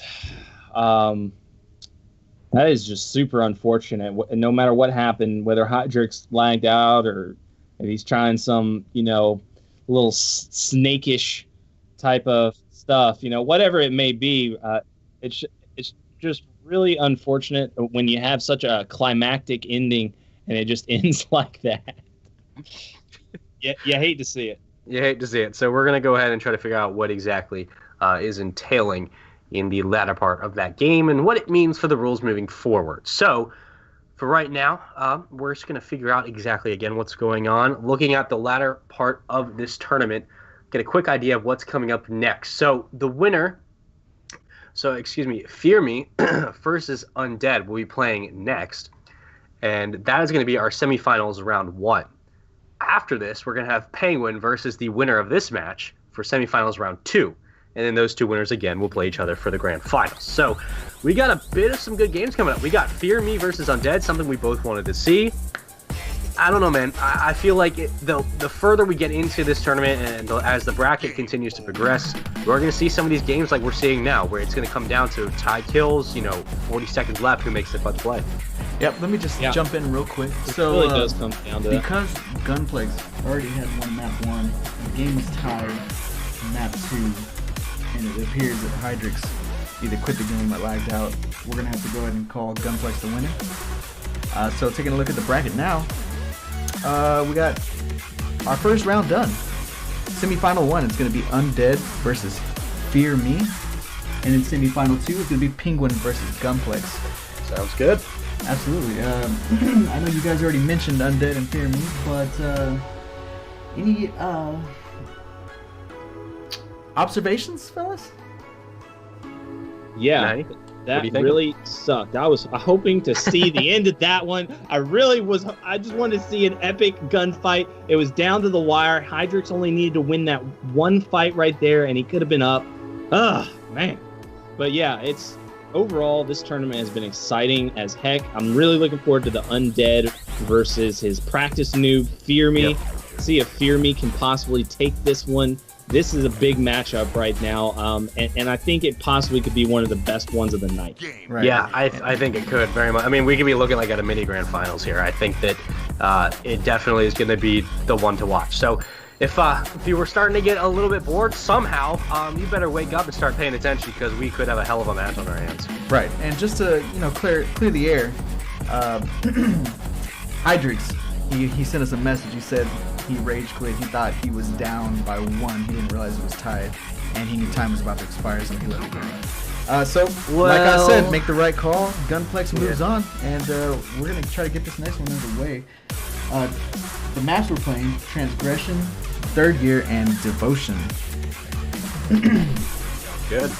Absolutely. Yikes, that is such a, it kind of brings me back to LeBron James giving the ball to, oh gosh, I forgot the player's name, but he was like, Bring LeBron in here. yeah, LeBron was like, pass the ball or shoot the ball, and that player did not shoot the ball because he wasn't aware of the time. Right. And I the- believe and his the time- gesture J.R. was, Smith. "What are you doing?" Yeah, it was Smith. Smith didn't shoot it, and he's like, "What are you doing?" Yeah. And that's kind of the situation we're talking about. Like, a choke isn't always a missed man. shot, or it can sometimes be a missed opportunity. Like, you just totally are not aware of your It's a bad situation, day. It's a and you bad day. don't take it. It's a bad day when you get called J.R. Smith. I'll tell you that. I mean, that was a J.R. Smith, Hydrix. I'm sorry. I think you played an excellent game, but when the pressure was on, you pulled a Smith. Hey, but that's okay because Smith was a former world champion. Exactly. So, well, I can't go that mean. I can't be that mean. I was gonna say, well, at least he won first. So, it all happens. Yikes. It all works Bro, out. we're not trying to go in on it. At the end of the day, man, listen, we all make mistakes. But at the end of the day, Gunplex will be moving on. So, looking into our next matchup, we have Undead versus Fear Me. Now, Fear Me was extremely impressive. Undead, we've talked about him. He's the reigning champ. I gotta tell you, Undead looked as good as he did look. His shots did look a little shaky, and Fear Me was extremely aggressive, and not only that, but confident. So, because of that, I am gonna say that. Look, I'm gonna take Fear Me in this. I think he's got what it takes. Man, I don't know. Like, Undead being the former Back-to-back. champion, the reigning champion, bro. Come on, man. Like, it's I tough. know, It's I a tough know. call, but hey, I respect it. Going for the underdog, Thank you. but I got to go with Undead. That's who I got my money on. I think he's going to take this one the first 2 maps. Okay. I'm going to be the complete opposite, and I'm going to say that Fear is going to close this one out 2-0. So, be interesting to see, but again, snipers on both sides, so players like to pick that right off the start. Again, your signal boost will be down towards that waterfall. So again, it's going to come down to capitalizing on these kills quickly off the start. Now, both will have snipe. Fear going to try to spot him. Efficient. Beautiful headshot off the start, and he's going to go ahead and get that ammo as well. Now, with 4 bullets in the chamber, make that free for reserve. Looking for that player. Waterfall's going to dip down and say, you know what? Let's just slow it down. I believe I spotted him, but that's okay. I can signal down here, but he's getting caught with the timing. Not able to find him. He does find him, so another Customer's trade will kill. come in. Fear. So good when it comes to trading. Now up 2-1. Yeah, looking good right now. Fear Me, great positioning out of him. He's going to make the jump, get higher on the map. He was kind of predicting right there that Undead was going to push him. But Undead might be playing smarter, and that is going to be a trade. Still a 1-kill swing. Both these players looking really, really close. You know, they're very used to playing each other, so they might try to switch it up with the way they play, or they might just play the same way they always play against each other, and it's going to come down to whoever can land the better shot. Beautiful And challenge. as soon as I say that, Fear Me clutches it up. Fear my trades is what we should be calling it, but a beautiful challenge. He dips out of the nade, jumps on top of the pillar, and moves directly towards the shot. Bit of a hezzy step, but he does find the kill. So Undead will come in and clean it up now, 4-3, but one more needed for Fear. And it's gonna be an interesting rivalry, right? I mean, we talked about these players know each other. It's you gotta think maybe switch up the strats a little bit. Do you think there's some in-game banter? I doubt it, but it's interesting, right? It's a whole mental game that's being played. A beautiful nade. Reigns punishes him for sitting inside spawn.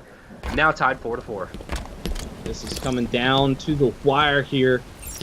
Round number 1. Undead gets the first shots. He's going to play a little bit aggressive here. He knows that player is going to get away. Fear Me is just going to keep his shields, regain them. Undead going to have this radar now. Time I'm remaining. kind 1 of minute. interested in this play that he made right there. Why he just didn't double back and try to go through the radar, but I guess he could have realized that Fear Me would have been on top of that and predicted it. So now he's trying to play a few steps ahead. He's got that radar. He knows exactly where Fear Me is, but Fear Me lands a perfect grenade. He put the second You one have directly lost the under his round. feet. You are facing He looked over his shoulder elimination. and said, oh, he's over there, right? Throws the second grenade and kills him. Now taking 1-0 lead. Does have a How snipe and a beautiful, efficient. nice headshot from Reigns off the start. So a quick response, and he's going right for that signal. So it's not going to be another contested fight. Again, he dips out, he's trying to go for the quick pick. Not able to do it, but he still stays alive. Trying to connect with the body shot. He does find it. Now the nade comes in for the cleanup. Doesn't need it. Headshot there. Still has the snipe. Beautiful quick transition kill for him. Does pick up the ammo as well. Now trying to find another quick pick off the start. Fear in a precarious situation. Out of the open. Undead letting it rain from above. The artillery's down. Making quick work of him. Now up 3-0. Undead saying, sit down, you are my practice noob. I only used you to get warmed up for this tournament. You need to know your place. Oh my goodness. Here's the accuracy I was waiting to see. Scope explosion. What in the world? How Fear did- Me getting a little shook up.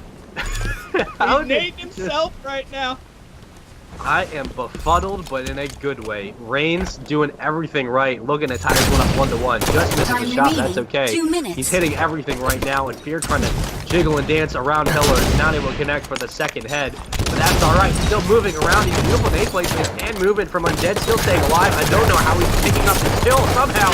Not able to connect. Finally, he will fall. Fear on the board for the first time in this round.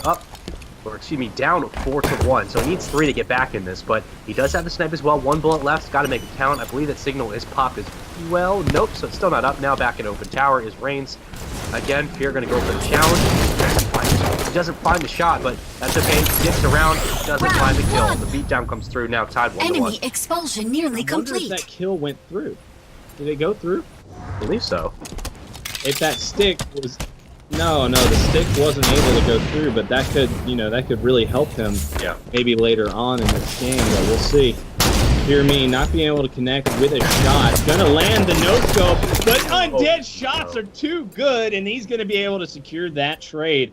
Very nice job out of both players right there.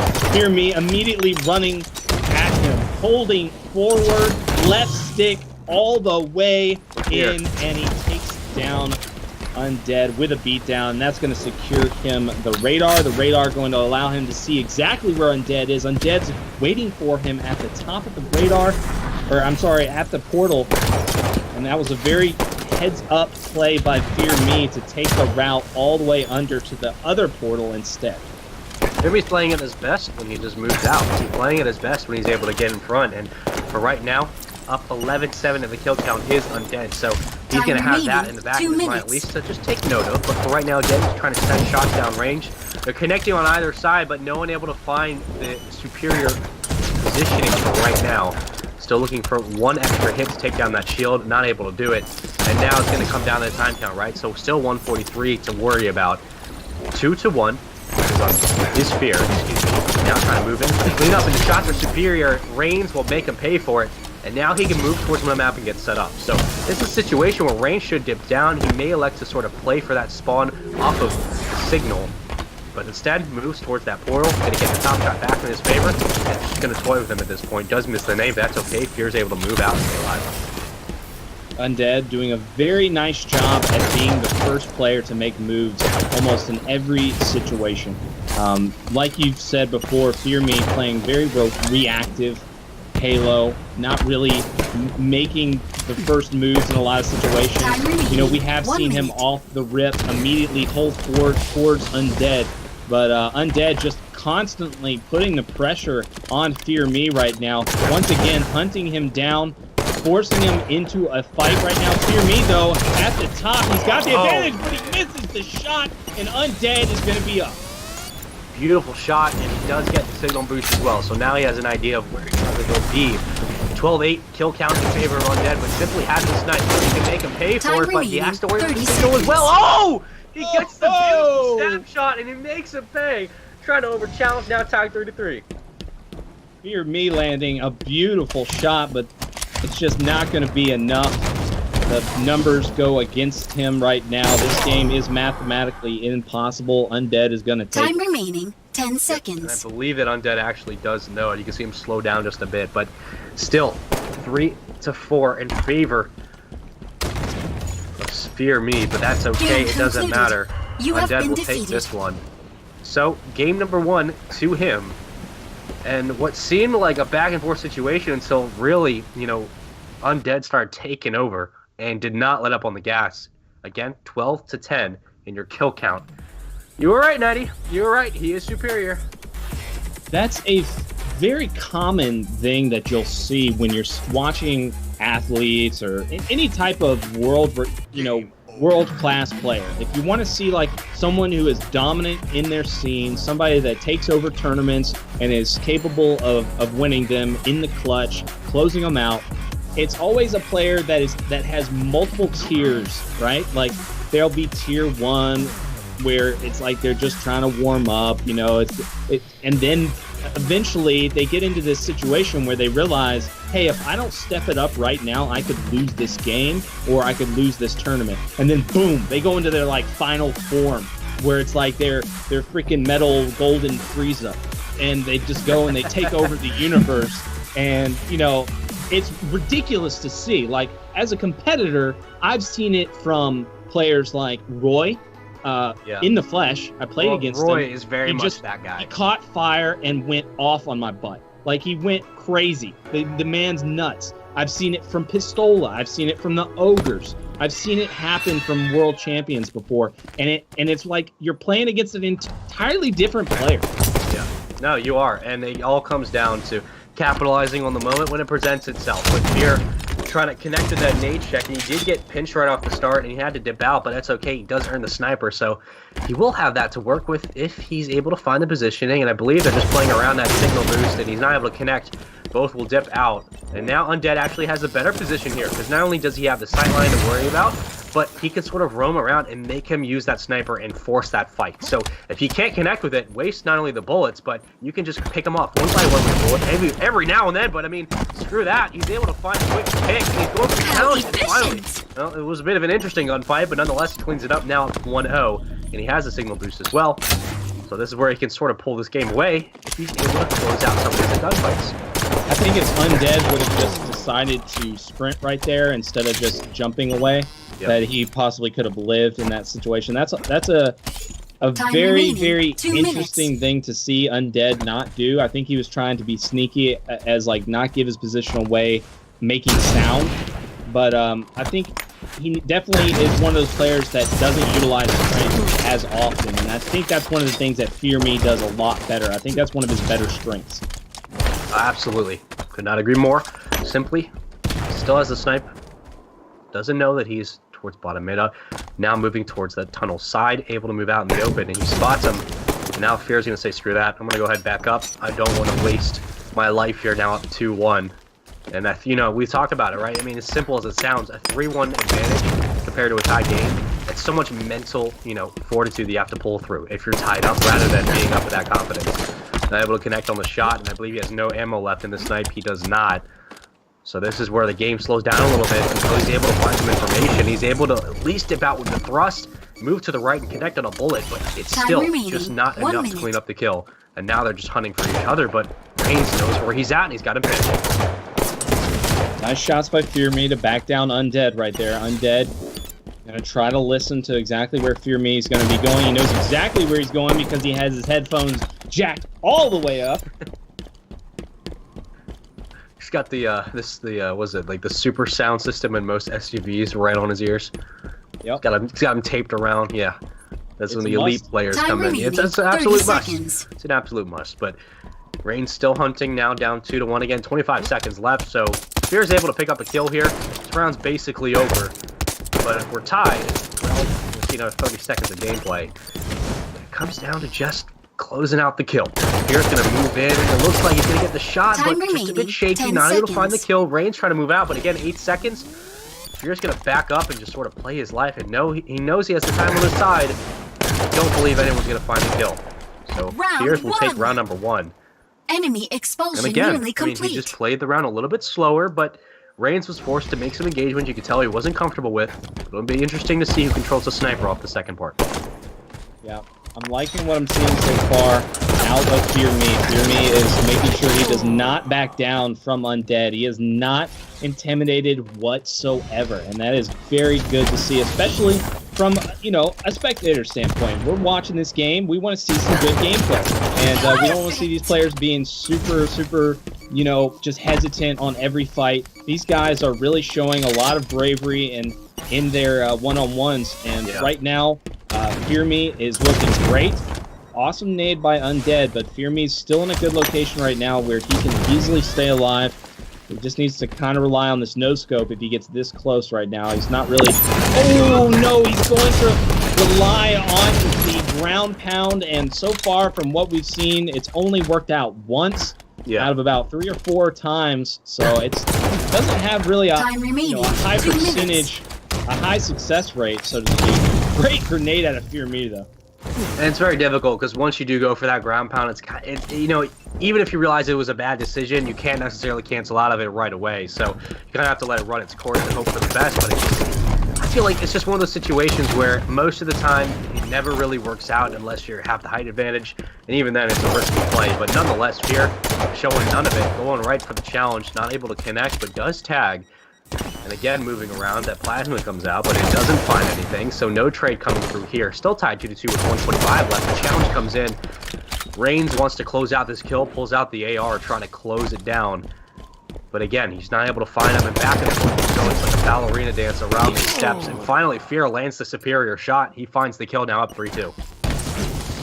That is a great dance, but it is not the kind of one that you want to be in if you're Undead. Undead is not that type of player that wins those engagements. He's always that guy that is at a supreme advantage, that he's always making sure that he's in the correct positioning. And right now, he's doing exactly that. He's playing, he's like, oh, but Fear Me. Oh, jeez. He's going to jump back out and challenge and be unpredictable to Undead. Undead, like, who is this guy? This isn't the guy that I usually play against. This isn't my practice. Who gave this dude. man the controller? Which one of you guys did this? It's Time like one of those 30 situations seconds. with Darth Vader Game and Obi-Wan concluded. right now. It's You like, have been defeated. you know, I'm the master now. Now tied up 1-1, so simply closing out game number 2. So we're going to a decisive game number 3. So this is where it gets interesting, finally. So hopefully no one disconnects or thinks that they're, you know, losing in kills or whatnot, but it looks like finally we're going to get the game number 3 that we deserve, and what better way to do it than with these two players. I don't know what you're thinking, simply doing a much better job, but you know what? I think I'm switching sides. I think that Undead's just, his shot's a little bit more crispy, playing a little bit smarter even in that second game. I think he might take this one, maybe an L-biter, but nonetheless, I think he will come out on top. Man, Fear Me really showing some courage. I'm liking what I'm seeing out of him. He's not intimidated whatsoever by Undead, and that goes a lot to, you know, him practicing against him all the time. You know, Yeah. he knows a lot of his moves. He knows what to look out for, and he knows that he needs to challenge him a lot, because Undead's going to put him into some situations where Fear Me can absolutely not miss if he wants to get out of them. And that's exactly what we're seeing, is that he's starting to really come up big when he needs to the most. Absolutely. Game number 3, the decisive one. I don't know, man. Look, I love Halo because it's so back and forth. Like you said, players catch fire. Sometimes it can be a little bit more hectic than it should be. But at the end of the day, all I know is that we just get some good gameplay that we all deserve. I think everyone can agree to that. So it'll be very, very interesting to see who's able to come out on top. Remember, the scatter shot's on the right side of the portal. That signal, again, on that lower cliff. So jump to the ledge and then watch for that player coming through the portal looking for the scatter. You can pick up a nice couple of kills back and forth off the start. Immediately goes through the portal, tries to go for the count off the spawn, and they will trade again. It's been the story of this series so far. Now 1-1, 250 left on the game clock, plenty of time to see this one kick out for round number 1. Pierre's going to watch him, and I believe he did spot him, but he's going to play this a little bit slow and just watch him to run through top mid, and expecting him to run through portal. Does have the snipe as well. Be interesting to see how he plays this as he tries to get top positioning. Yeah, he knows exactly where he is as far as the grenade, and he was listening to him a little earlier and saw him right before he went through the portal. I think Fear Me should have gotten a little bit more active on being on top of the corners that he was watching. He knows that he was going to come around one of those corners eventually. He should have already been hard scoped on it.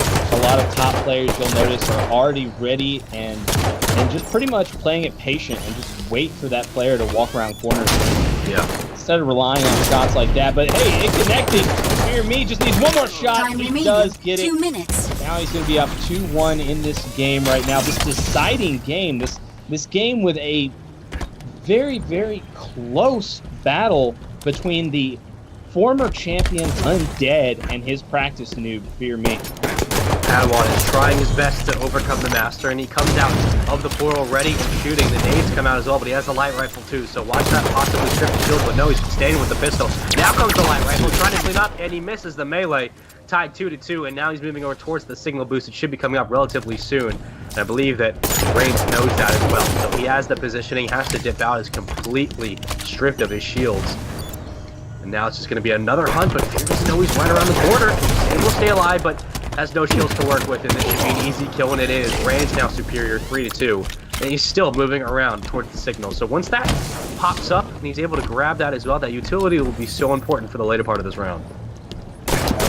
Want to make sure he grabs that. 1 Oh minute. my, shots. Simply was like, y'all were talking trash? Is that what you guys were doing? Fear Me just all over that right there, not missing a beat. Puts the grenade at the perfect angle Oh, and still man. connects with the Perfect. perfect. Fear Me coming up huge. That was disgusting. And the fact that it was a perfect kill was even more disgusting, but yep, you're probably not going to hit it from that range, so you can go ahead and back up and try to get out quickly before he gets pinned from the side. Knows he's got to at least push towards the portal and continue this fight. And he goes for it and challenges. I love that Round play. He 1. finds it. Takes round Enemy number 1 expulsion simply. nearly complete. Now up. Needs one more round to close this one out and take down his master. What better way to do it than being aggressive and closing it out early? Yeah, and Fear Me immediately runs up, tries to find the angles that Undead's going to take. Undead gets the drop on him, though, but Undead is a little intimidated by Fear Me right now. He knows how good Fear Me's shot is right now, that it's absolutely on fire. So Undead is backing down from those battles a lot sooner than you would usually expect to see him, like if he was playing against someone else, like Lasers or anyone else that he's very confident against. But Fear Me backing down, but he did get the best of him that time. He's going to have the sniper and the radar now. Let's see if he can put this radar to some good use. He immediately checks his radar, and that's going to save his life. Beautiful kill. Radar comes through clutch. He has the snipe as well. Up 3-0. We could be looking at another possibility of a tie game. Oh, he doesn't just spot his head. He's able to move out. Again, we can see here, and Time players remaining. obviously in the 2 outlines minutes. are not able to, but the nade check comes through and a beautiful nade. A nice, quick kill. I know he's feeling good about that one now at 4-0.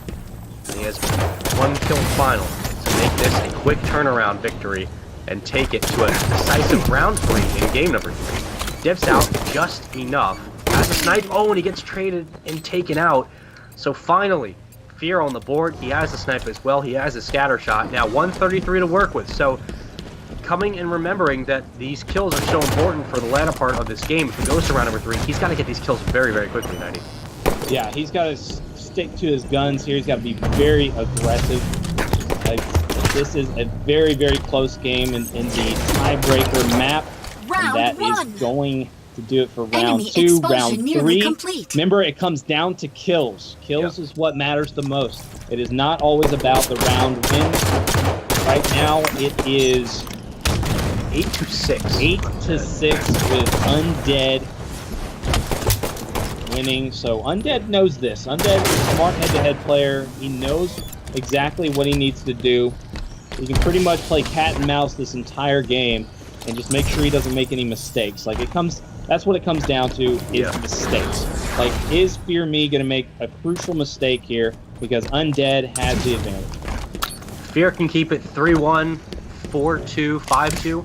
Easy wins, but it's going to be difficult against your former I shouldn't say teammate, but battle partner is a better word. Fear Me They comes might in be with the teammates. cleanup. You never know. You never They know, could be yeah. Double You never partners. know. That'd be a hell of an event to see and watch them perform. But nonetheless, Fear able to pick up the first kill, so he knows that he's getting close.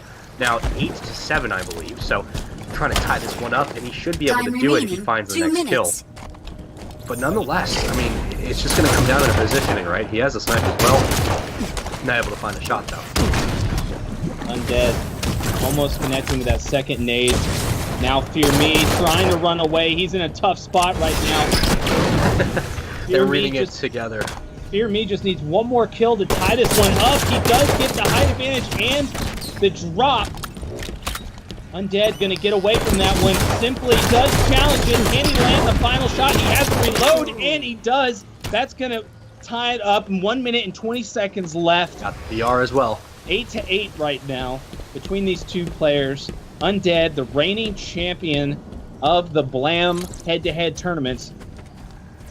We're gonna see if Fear Me can dethrone him. Fear Me trying to look all over right now, trying to listen, see where he could possibly come from. Fear Me not in a good location right now. He needs to Time relocate. remaining. Yeah, 1 minute. not at all. I mean, he's got no positioning. He's got no cover as well.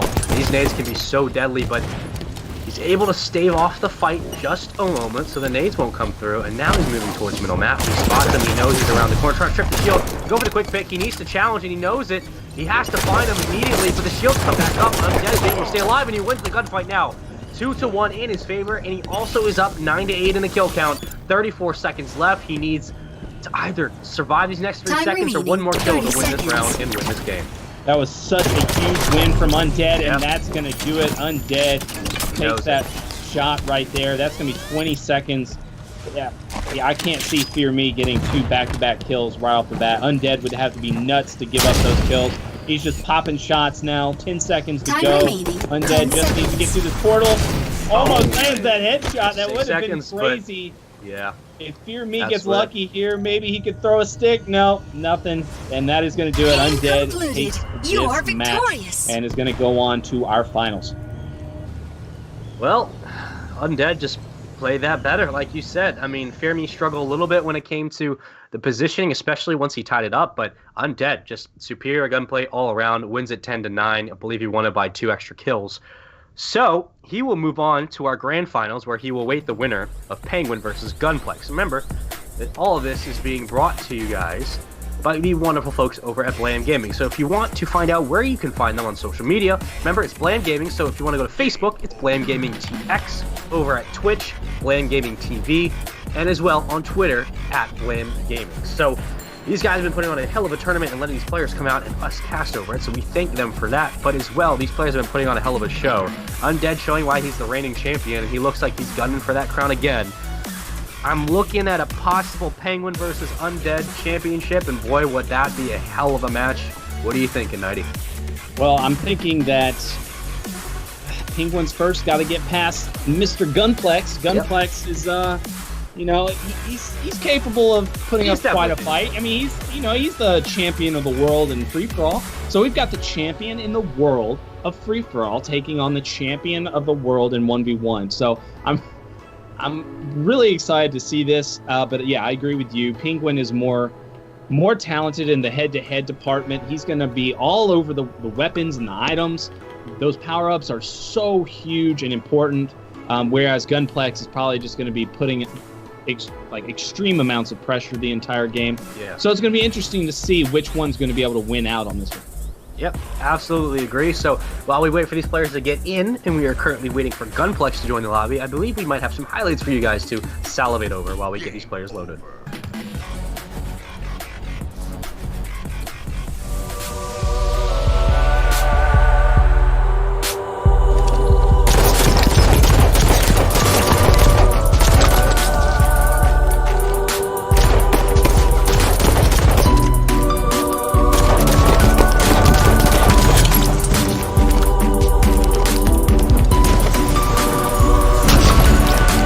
On the round. Just 30 seconds. Perfect kill. Coming off the block.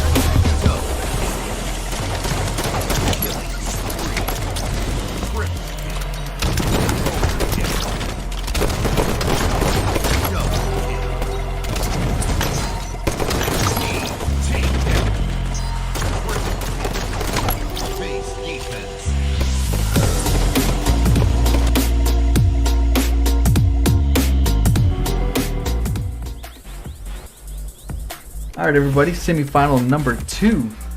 Match 1 right here on Jungle Rock. Match 2, These Walls. And match 3, Cephas. Oh, all right, fellas.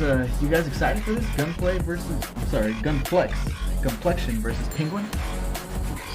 Yeah, it's going to be a good one for sure. Penguin, once again, is going to showcase his abilities as the #1 player in the world right now in head-to-head. So that's already exciting by itself. But we want to also see if the top free-for-all player can actually have a chance and be able to challenge him in his element. That's going to be really exciting. I can't wait. One of the things I love watching from Penguin's point of view is right at the start, every single time we watched him, he's immediately waiting for a gunfight, right? I mean, he comes off the rip and he's immediately challenging, waiting. And it just shows that he's not scared. He's not playing timid, not trying to think. He's just superior. He knows that he has confidence in his shot. But right now, Gunplex able to back him down just a little bit. I believe that plasma did come through and the shot was clean enough to at least knock the shields out. So he's baiting him out, and this is what Gunplex does best. He moves around the obstacles, he wins gunfights. But for right now, Penguin just too strong, able with the centering to come out on top. And this is going to be interesting, man. It's going to be interesting to see how Gunplex is able to maneuver around and sort of pick the Penguin out of his element. And you see right there, he was doing the exact same thing with the death cam. He wasn't letting Gunplex know exactly where he was going to maybe catch him off guard. What Penguin was doing was getting the first move. He was making sure he wasn't just reacting to his spawn, but he was going to be on top of his spawn. Like, that's something that you see a lot in Halo 1 or Halo 2 is players just searching the entire map for the spawn and trying to be on top of it. Right there you see Penguin making his stutter step. That stutter step is going to make him very quiet on the map and make him so that you can't hear his Spartan. And that's really, really smart right here. You see him jump out into the middle of the map right now, still searching for Gunplex. Cannot find him anywhere. He's got the light rifle in his back pocket, but he knows Gunplex has the sniper. Gunplex has not been able to spot him, but still just has the snipe. Penguin again looking for him, and Game is slowed down. He didn't see that little peek from the corner. Still tied 1-1 with 1:08 left. You gotta think this favors Gunplex a little bit because he has the long-range weapon to work with, and if he gets a tag, he'll immediately switch to that pistol and try to go for a long-range pick. We've seen him do it before, but can he follow suit now? It's going to be interesting to see. Oh, spots him. And now that Penguin sees him as well, this is where he's going to be able to move in. So he's going to dip out, make him waste this ammo. He's going to play his gunfight up close. He knows he can win it, but with 45 seconds left, he's got to make a move now. Penguin still just waiting, checking his corners. He sees the scope shining in his eyes from Gunplex. Gunplex did not take the Time shot, though. remaining, 30 Gunplex thinks he's seconds. still over there. Penguin's going to try to wrap around. He's got the grenade launcher. I'm liking what I'm seeing out of Penguin, though. He's playing it very smart. He knows that he's at a disadvantage. Oh, he gets him. One tap with the grenade Time launcher. remaining, You love to see 10 it. seconds. You just love to see it. Oh, he does pick the shields off, trying to see for the challenge on the lower side. Surprised he didn't actually re-challenge that Round gunfight, but it's one. okay. He still has the kill, and he wins Enemy round number one. expulsion nearly complete. Very comfortable, but very slow. So that's where the later parts of this tournament can be extremely interesting, right? I mean, you're going to come down to situations where maybe it is 2-1, 1-0. So Gunplex now has to play off the back foot. He does have the radar to work with. It'll be interesting to see what Penguin elects to do. So he does have that grenade launcher as well, and he has 4 nades at his disposal. So plenty of armor to work with. Does find the kill. Beautiful, perfect, and a first strike. Now 1-0 with 2:33. Plenty of time to grow this lead. And a sniper. Those shots were absolutely beautiful out of Penguin. I mean, he had no hesitation to take that fight. He didn't back down. He just immediately hit all 5 shots. Love to see the confidence out of Penguin. He is totally in his element right now. He knows exactly how to play this map, and he is ready for anything that Gunplex can throw at him. Now, I'm looking at Gunplex's name, and you wouldn't think by any chance that's Time Gunplation, remaining, would you? 2 minutes. You know, sometimes I wonder if it's Gunplation, but X is always like a placeholder for any letter or number. So, I don't know. It could be Gunplation, it could be Gunplexion, it could be Penguin just annihilated him with the grenade launcher. And there's any possible number of things, right? And he still has the sniper too, so keeping him at a disadvantage. Oh, right off the start as well. Making him pay for challenging, now 3-0. Looks like another round will go in his favor in game 1, trying to be secured and locked up. Penguin playing no types of games over here. Gunplex, though, he's going to run right around. He does spot him, but he's got to worry about that grenade launcher as well. Yeah, that grenade launcher, he's already one-tapped him twice with it. I couldn't one-tap somebody with that gun if I tried all day long. This guy's really, really incredible with it. Almost lands another one. Trying to line up the no-scope, cannot do it. That's one of those situations where you have the better weapon, but you know, even with the sniper rifle being the superior weapon, Time it's not the remaining. best 1 time minute. to have that. Obviously, in that situation, you'd love to have the pistol in your back pocket to clean up that kill. But again, now still on the board. His Gunplex finally finds the kill up. Needs 2 kills to bring himself back in this game, and he spots him around the corner. He goes for the pick, does find it. 44 seconds left. By no means is this round over. He does have a pistol as well, so he does have the superior arsenal on his side. Penguin realizes that he's kind of thrown this round away and needs to slow it down. Time remaining, 30 seconds. Playing this one real smart right now. Gunplation not really knowing what to do. Penguin playing some mind games. 20 seconds left on the clock. Penguin's not going to give him an extra kill. Not going to give him that opportunity. You know, Penguin's playing for the money. Yep. You might meet him Time right here. remaining, He's got no 10 choice but to seconds. engage. And this could be dangerous. If he doesn't play it properly, he's able to stick out. Fade that nade. Does get his shields back with 2 seconds left, but unless he gets a perfect headshot, it's not Game going to happen. concluded. Penguin, You have been take defeated. your second round. And he now goes up 1-0 in this series, looking to go into game number 2 and do the exact same thing. So Penguin controlling the pace of the game, coming out hot with a quick 2 kills. And like you said, when he's up and he just waits around and you have to make a play, that's when he gets sneaky. He's able to rotate around. But for right now, Penguin just showing why he's number 1. Yeah, and that's pretty much what we expected out of Penguin so far. What we've seen from him has just been really impressive. Yep. He's playing against some very, very skilled individual players, and he's just outplaying them. He's bringing a different tactic to this player than what he was the other player. So, you know, you're starting to see more of the mind games part of his play, and why he might, you know, be the #1 champion right now is because he's able to just slow things down, hide for a little bit, let his, you know, opponent think, you know, start to maybe freak out a little bit. If they can't hold their composure as well as he can, then that's game over right there. That's a little extra something to his game style that a lot of people aren't used to.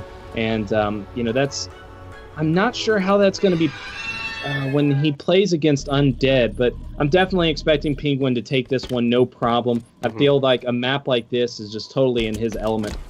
Yeah, it will be interesting because Undead, I mean, he slows it down in the beginning, but when he starts finding the kills on the rhythm, you can tell he starts feeling more comfortable, he gets going. And Penguin's a little bit the opposite. I mean, he gets going early and then slows it down. So it's interesting to see how those two gel around each other. But Penguin will get punished right off the start, and Gunplex will pick up the radar boost. So now he can find some information on the outside of the map, and I believe that Penguin's just going to wait. I believe he knows that he picked up that radar as well. So he's like, look, I can't give up too much positioning. I'm going to have to wait for him to play B and come down and challenge. But unfortunately, Gunplex is like, okay, if you're going to do that, I'm just going to come in for a quick 2-0. Has the snipe as well. Now waiting for him off the spawn. Yeah, so far he is looking great on this map. Just been playing it perfectly. He knows what he needs to do to beat Penguin, so now he's going to try to adjust, try to get himself back into the swing of things, and he is going to win that fight, be up 3-0 in the second map. Gunplex looking great. 2 minutes. You saw that little, you can watch Penguin, right? He's stutter stepping, just trying to keep the movement and the audio to a minimal, so that way he's not getting picked up on the audio side of Gunplex, and you can't hear him through those comms. So for right now, Penguin's gonna spot him again. He's got the snipe, and he just is ripping faces. Gunplex not coming to play today. Coming into map 2 very hot, and I don't really know what's going on with Penguin. I mean, it just kind of seems like, you know, he's looking for maybe info first, which would obviously work if you have the kill lead, but for right now, I mean, he just looks a little scared. I'll tell you right now, I think Penguin might just be on the worst end of the lucky stick. I think he had a really poor start. He got caught off guard, and now he's going to have to play catch up. Yeah. And with a minute 10, it's going to be very difficult to do 90.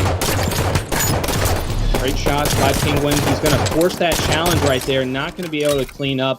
Both players are going to get away. Penguin does force it, though. He goes back for it, and he's going to pay because he lands right into that grenade. Had he backed up a little sooner, his shield would have been back sooner, and he would have been able to push a lot sooner. So that was a very unfortunate play, and that's kind of a little testament. That's a lesson for you players out there, why you don't challenge hard. And once again, Penguin getting unlucky with his decisions. Like, he knows better than that. He knows not to take that fight right there. He just needed to bait out the radar. And now Gunplex really just taking this game by storm. Oh, God. Gunplex just did something illegal in like 80 different states. I'll make up 40 more. I don't care. That was disgusting. Looking for another pick, but he's able to tag the field and remove him. Nice, another headshot for him. Now at 4-0. This game's over. I mean, this thing is over. There is no way that Penguin should be letting this happen. Exciting! Oh, and he nicked him in the back of the boot. It was a minute game. Kill. Yeah, that was just so fast. I don't think Penguin was ready. You know, I think Gunplex did not like the fact that we were talking trash. He's like, you know, 10-1, I'll take it, but that first map didn't play to my strong suits. I really wanted to show you guys what I could do, and Gunplex just came out and whooped them. I mean, that was not even close. So going to map number 3, yeah, I don't know. I still think Penguin has been playing phenomenal, and I think that, you know, at the end of the day, he's been making smarter decisions, but that was not him in that game. I don't know if someone took the controller. I don't know if he dropped it, if his fish started playing. Something happened, because that was not good at all. Man, that was just a totally different That's like when game. I play you, bro. That's how I look. I'm the one getting whooped, and you're over here running circles on me. I mean, you're not wrong. I'm not going to say you're wrong. Yeah, but fantastic job by Gunplex. That's exactly what we needed to see. And now we are headed into a map number 3 on Cepheus. Cepheus is one of those maps that, Gunplex just plays very weird on. I don't think Penguin's, going to be ready for this because it's just really strange how Gunplex approaches all the battles. He plays it like a free-for-all. It's not very, based on the items or making sure to be at the top of the map. And right away, you see just that. You see he puts perfect nade placements. And that's a great thing about free-for-all players is their nade placements. They always have perfect grenades. And right now, Penguin just doing an incredible job at making sure to keep him off the top of the map. He does not want to let him have any types of advantage whatsoever. Penguin needs to take the fight to him, get his AR out, see what he can do to get himself back into this game. He's down 1 right now, and he loses that fight. That's a fight that we probably would not have seen him lose normally, but the pressure is starting to mount.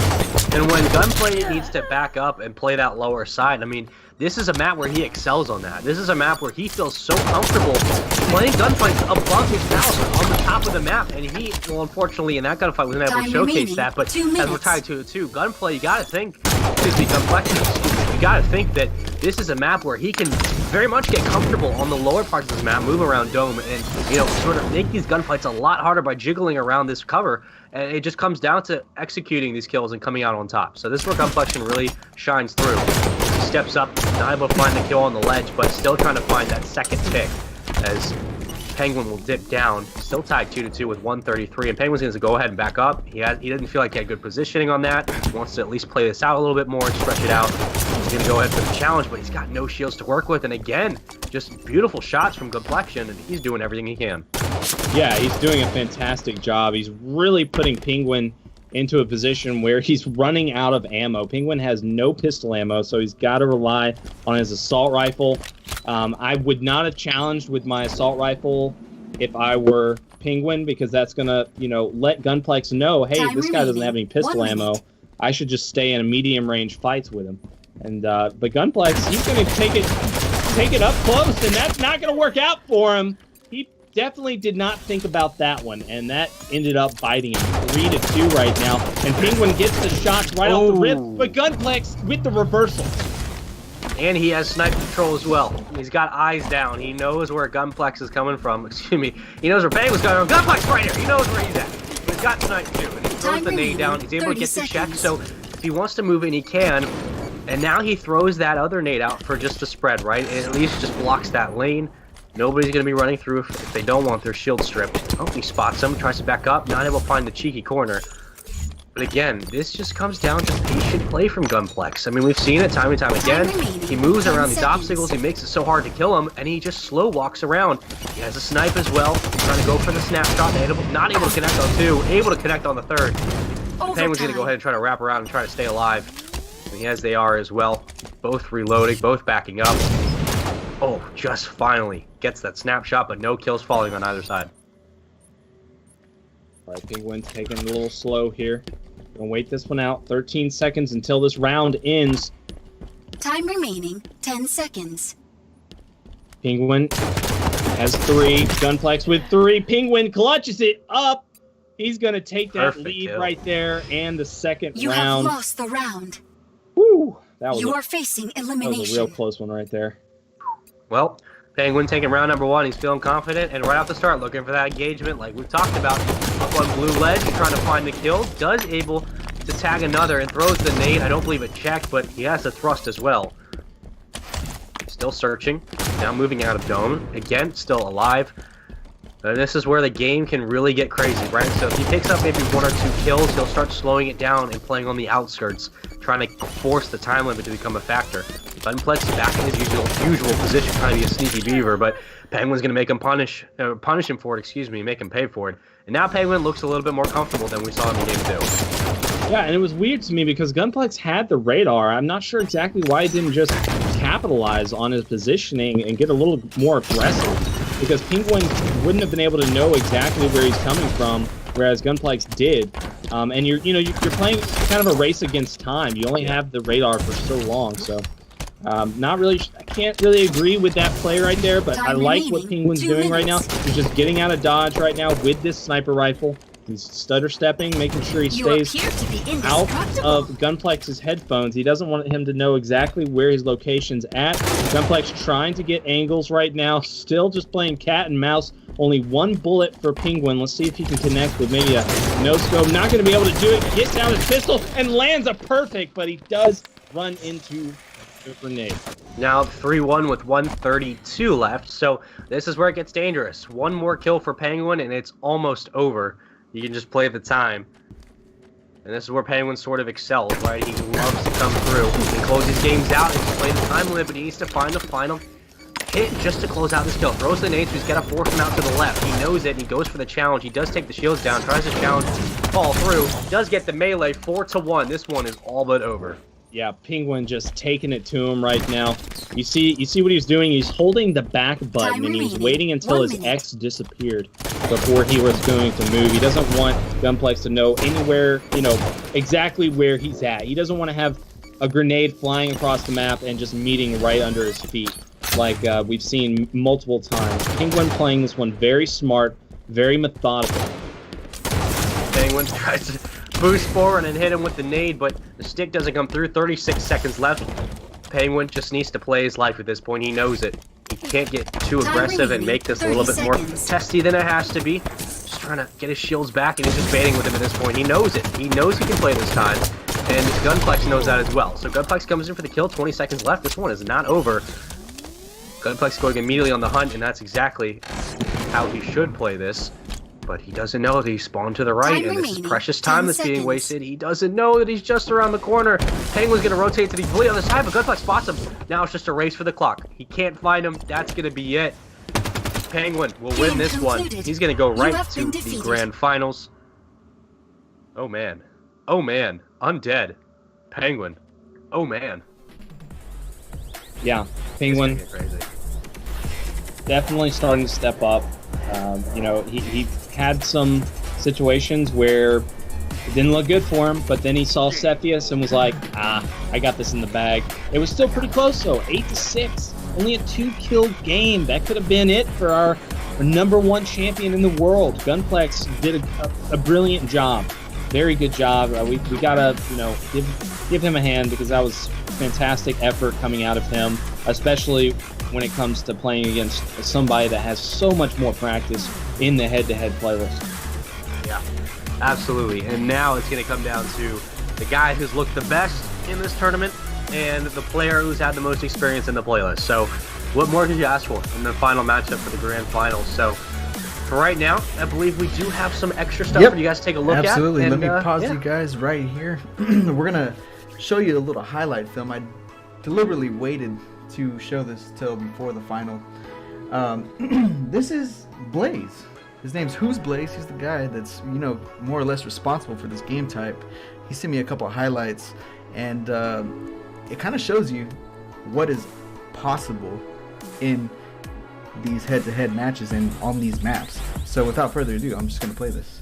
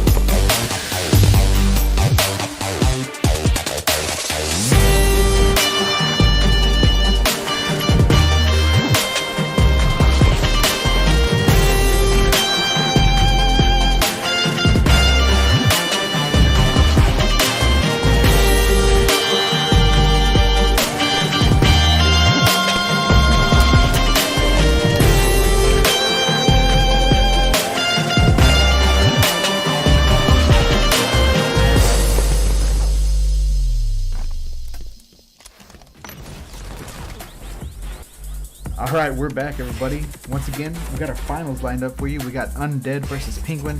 I know I'm hyped because I know this one is not going to disappoint. Spaceman, Nighty Night, how we feeling, fellas? Feeling Man, great. I gotta say, man, this is awesome that we're seeing the Halo 5 community still out and about, still seeing a lot of people active. You know, we've got a lot of other, people that are putting these things on. We have Blam putting the head-to-head on, and we've got others that are going to be coming in the future. So make sure you guys stick around. Make sure that you are checking out their Twitch at twitch.tv/Blam Gaming TV and their Twitter at Blam Gaming, because there is going to be a lot in the works. We're going to do a ton more of these. So it's just awesome to see these, to be able to showcase these players' talents, players like Penguin, the guys that are really just staying on the grind and waiting for their moment. As soon as Infinite comes out, they're going to be playing a ton of Infinite. They're going to be, competing in the biggest of tournaments. And this is how they're going to get their best practice right here. Being in the finals of these tournaments for money is the actual best way you can get your nerves to that point where you can compete against anybody. Yeah, and if you're looking to get involved, there's no better way than coming out and playing these events, right? Playing these tournaments, get your name out there. Not only that, so you get community eyes on you, but you get a chance to play for some money as well. So Penguin off the start's going to grab that snipe like we've seen him do so many times. Immediately he's going to go right for that radar, and this is a bit interesting because I believe that, Undead notices it, and he's going to dip out immediately, and Penguin's waiting for him. He knows he's coming out the side, doesn't attempt a shot. Undead's going to make him pay for being overzealous, and Undead will find that kill. So he does have the snipe as well now at 1-0, 2:30, plenty of time to work with. Going to rotate again towards the top of the tower, looking for Penguin to challenge, but he has the snipe still. So Penguin has to be a little bit timid with this gunfight and try to move around these obstacles to make it harder to get a shot. Yeah, that was a good play right there out of Undead, just to make sure to watch the entire map. As soon as he lost the angle that he originally had, he wasn't poking out too much, but he was making sure to cover all his bases. Yeah, and you almost saw him peeking out, throwing a little bit of a shoulder over towards the pillar. Now, still, Penguin thinks he's still back up there, which he is, but Undead is having more freedom with his roaming at this point. So Undead is expecting him to sort of move towards the portal and move under him. And I believe that Undead is starting to suspect that might be what's happening. So Penguin, again, playing a little bit slow. Undead's going to rotate around, and he spots him. So now Penguin's going to have to go for the challenge and just completely whiffs on the nade. Tries to go for the second and pinch him out, moving back on top of the stairway. He's not able to do it. Undead with a nice 3-0 lead and making it look very easy. Incredible work so far out of Undead. Undead really bringing his A game, and he knows he needs to do just that. Penguin, though, these are all about kills, man. You know this. What are you doing? Man. So he now needs 6 kills to take this one, and this could be a real problem, right? I mean, going into the latter part, if we look at a 5-1 win, he's going to need an extra kill to even come out on top in the next couple of games. So just very unfortunate all the way around. And he has the signal boost. Undead looking to close this one out. Going to grab it. Time remaining, 1 minute. Penguin not following up. It's unfortunate, man. You just hate to see it. 54 seconds left. You can tell Undead either wants to get a kill and let the time run out, or he just wants to play this and let it, just let it run its course. Because if he can keep it at a -1 deficit, that's so much momentum for Undead in this game. Yeah, talk about demoralizing for Penguin. I mean, Penguin at this point just pretty much is thinking to himself, well, I just gave up this map. Yeah. At this point, you're just trying to battle out of the deficit. If you don't win this round, that's okay, but don't make it harder on yourself than it has to be. You have the sniper, 25 seconds, maybe get a little bit aggressive, right? Like, you can't afford to waste time. You're already down still 3 at 4 at the most. So, at this point, I'm thinking to myself, I just got to find a pick or something, bring myself back in this game, even if I lose this round. Right, yeah, get his, 10 seconds. get his confidence back up, because I'm feeling good right now. Land this headshot. That's what I want to see. Boom! Penguin back in it. He's ready. Okay. You have lost first the round, rough but didn't count. So you are if I'm him, I'm elimination. feeling good, right? I brought it back a little bit. I was down by 2 kills, yes, but I feel like that was just a bit of bad karma. Now he's back in it. Let's see what he can do off the start. Immediately, again, going to go right for that radar, and Undead knows it too. Undead knows it, and he's going to wait for him to come out through the portal to try to land a shot, and that will do so. Whiffs on the second. Undead gets punished. Penguin now able to find the kill, so he is down by 2 kills. Still, I believe he's down now by 1. So it should be 3-2 advantage, still in favor of Undead. Yep, so Penguin trying to find the second headshot, not able to do so. 2:26 left, plenty of time, and then Undead's just going to read this, right? He knows he has the snipe, he knows he can't necessarily push out, so he's going to wait for some info to unfold. Don't fall off the map, thank you. Now he's going to move towards that catwalk. Yeah, Undead doing it too would just been great.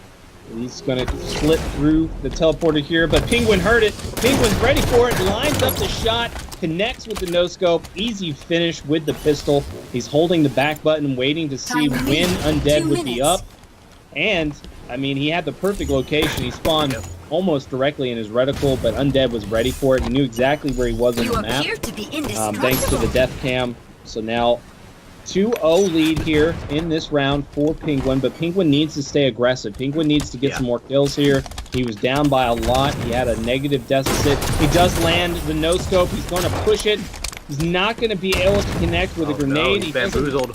Yeah, he totally got out of that one. Undead. Oh my gosh, it was almost a trade, but Undead whips on the beatdown. Now a 3-0 in this round.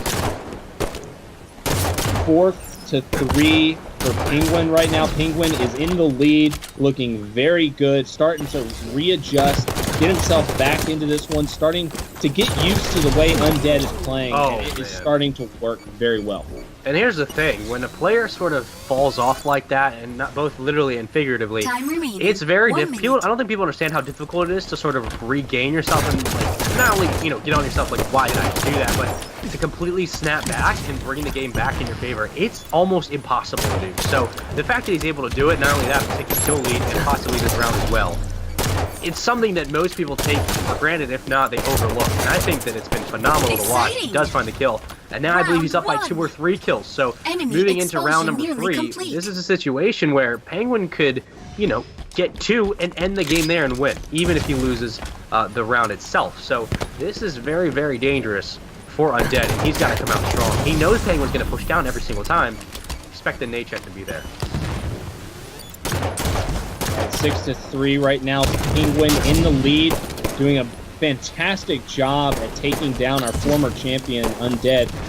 Penguin knows that he dropped because that nade didn't come up with any hit marker, so now he's just going to wait for him to come through. But he went through the other one, so that is going to allow Undead to possibly get a nice surprise attack on the Penguin. But now they've lost each other, and they both have snipers. This is great. 3 shots in the barrel for Undead and 4 for Penguin. So now we have ourselves a duel. We do. Penguin's waiting for him on the outside. He's just sitting there. He knows that he can play this time a little bit because he's feeling more confident. But both of them, it's going to come down to basically a 1-0, 2-0 count. I think at this point it's going to be one of the two. And we may be looking at a tie round 3. But he comes right out of the portal, tries to connect on the snapshot, unable to do so. Looking for one more. Oh, and he gets the beautiful kill on the barrel. Is Undead. Bringing it out, showing up. Does have the first kill, but again, he's still losing in the kill column. So if he ends this game 1-0, Penguin will take the win. So this is very, very interesting. And he doesn't know he's right around the corner. He misses the open shot, and Penguin punishes it again. I believe now it's 6-5 in favor of Penguin. So again, one more kill for Undead to tie this one up. Just needs 2 to win this series. And Undead gets the hit markers, knows exactly where that player is. He knows he's up there. He knows that he's weak. He's trying to be sneaky and not make any sound as he walks. He throws a grenade at the worst time. The timing wasn't good, but it doesn't matter. He's going to land the final headshot. We are now tied up in the kill count, so one more kill is all that either side needs to take this lead and take this first match. That's what you love to see. 55 seconds left. Shots down range, looking for the headshot, not going to peek. Penguin trying to blow up anything that can make this harder than it needs to be. Again, just jumping, looking for that quick shoulder peek or a head to pop out. Oh, an Undead! Oh my god. Fortunately, I was on Penguin's POV, but I saw enough. Undead just destroying him off the head. If I had it on Undead's POV, my mic would have exploded and I would have lost my mind. Penguin down a kill. Undead knows it. 20 seconds left. It's dangerous positioning for Penguin.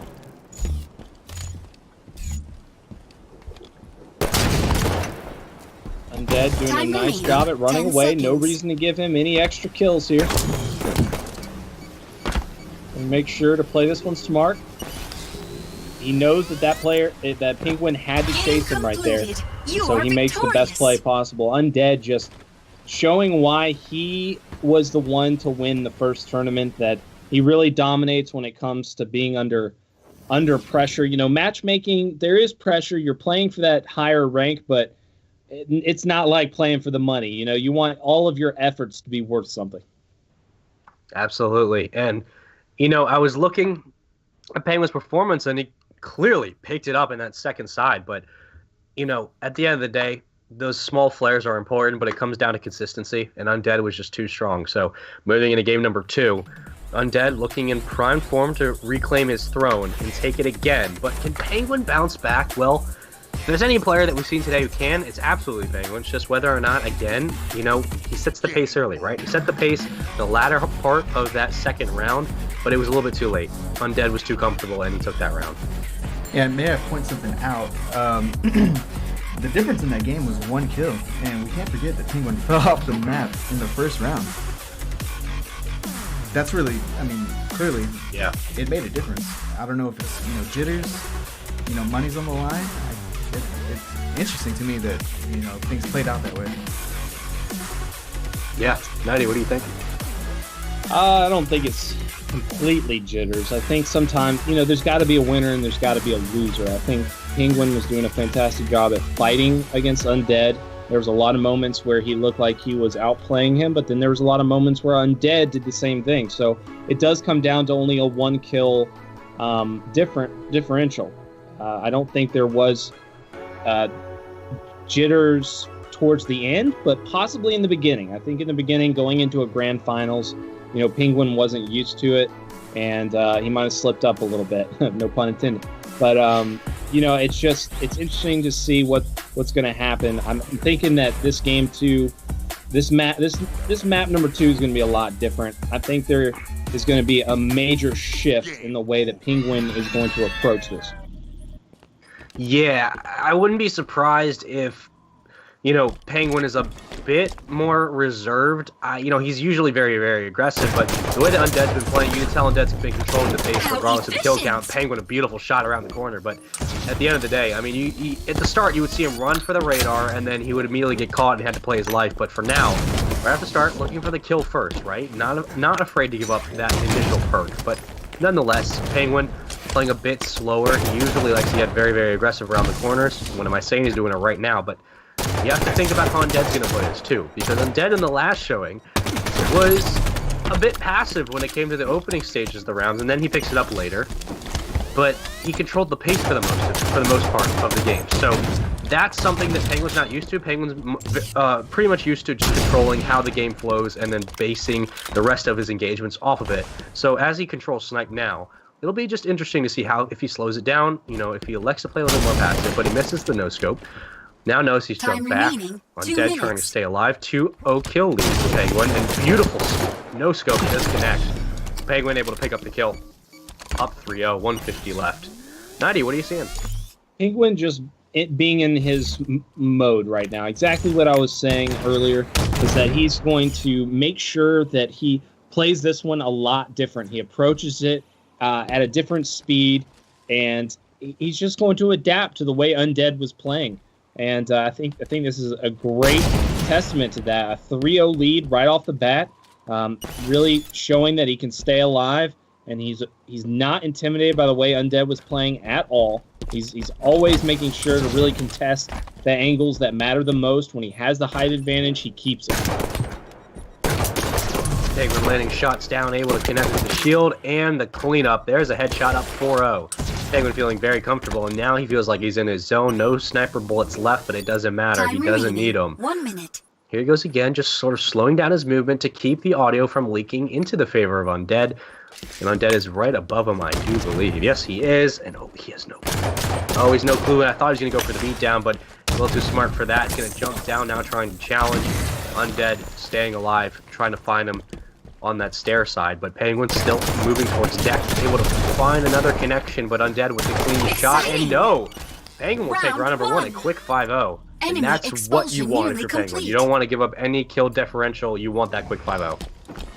Yeah, Penguin played that so perfect. Backing up and grabbing the power item, that's really what separates these two players, I believe. Undead's good about it, but Penguin's better. Yep, absolutely. Undead picks up the radar.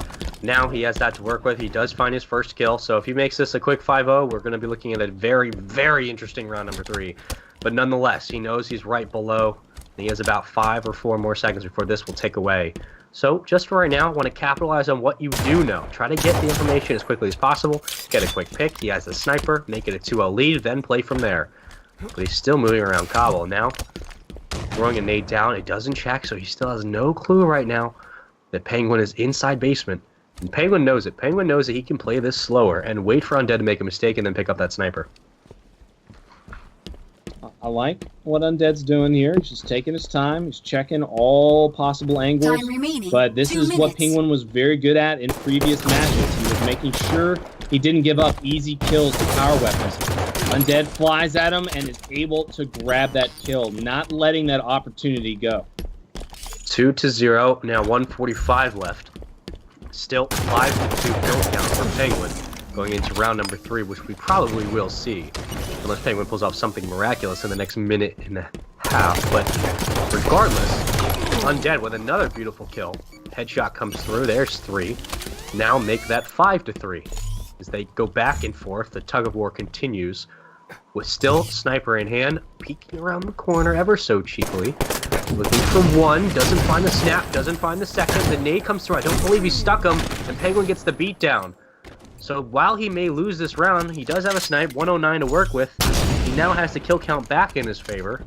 6-3. So that's going to be very crucial Time going into game remaining. number 3. 1 minute. Undead landing his shots perfectly. Not going to be able to connect with the last one. No, he does. And that is going to be a trade 4-2 in the favor of Undead. Undead looking fantastic right now. 45 seconds left on the clock. He's thinking about going for that sensor, but Penguin knows it was up. He's going to try to fight for it. But now he needs to get off that radar. He needs to stop moving. He needs to crouch. He Time needs to remaining. 30 not seconds. let Undead know exactly where he is. But he's doing just that by walking silent. That does not help you, Round buddy. one. You know he's got the radar. What are Enemy you doing? expulsion nearly complete. Well, unfortunately, Penguin falls, but that's okay. We're now moving into round number 3. It's going to be a decisive one. So I believe Undead needs about 4 kills to 4-0, I believe, or 5-0 would be what he would need to completely take this one. But Penguin comes in very quickly with a quick 1-0. And this is where we're going to see game number 3. Almost probable at this point. Now make that 2-0. Even the kill count wise, it's slowly stacking in Penguin's favor. He has the snipe. Please don't do it to him.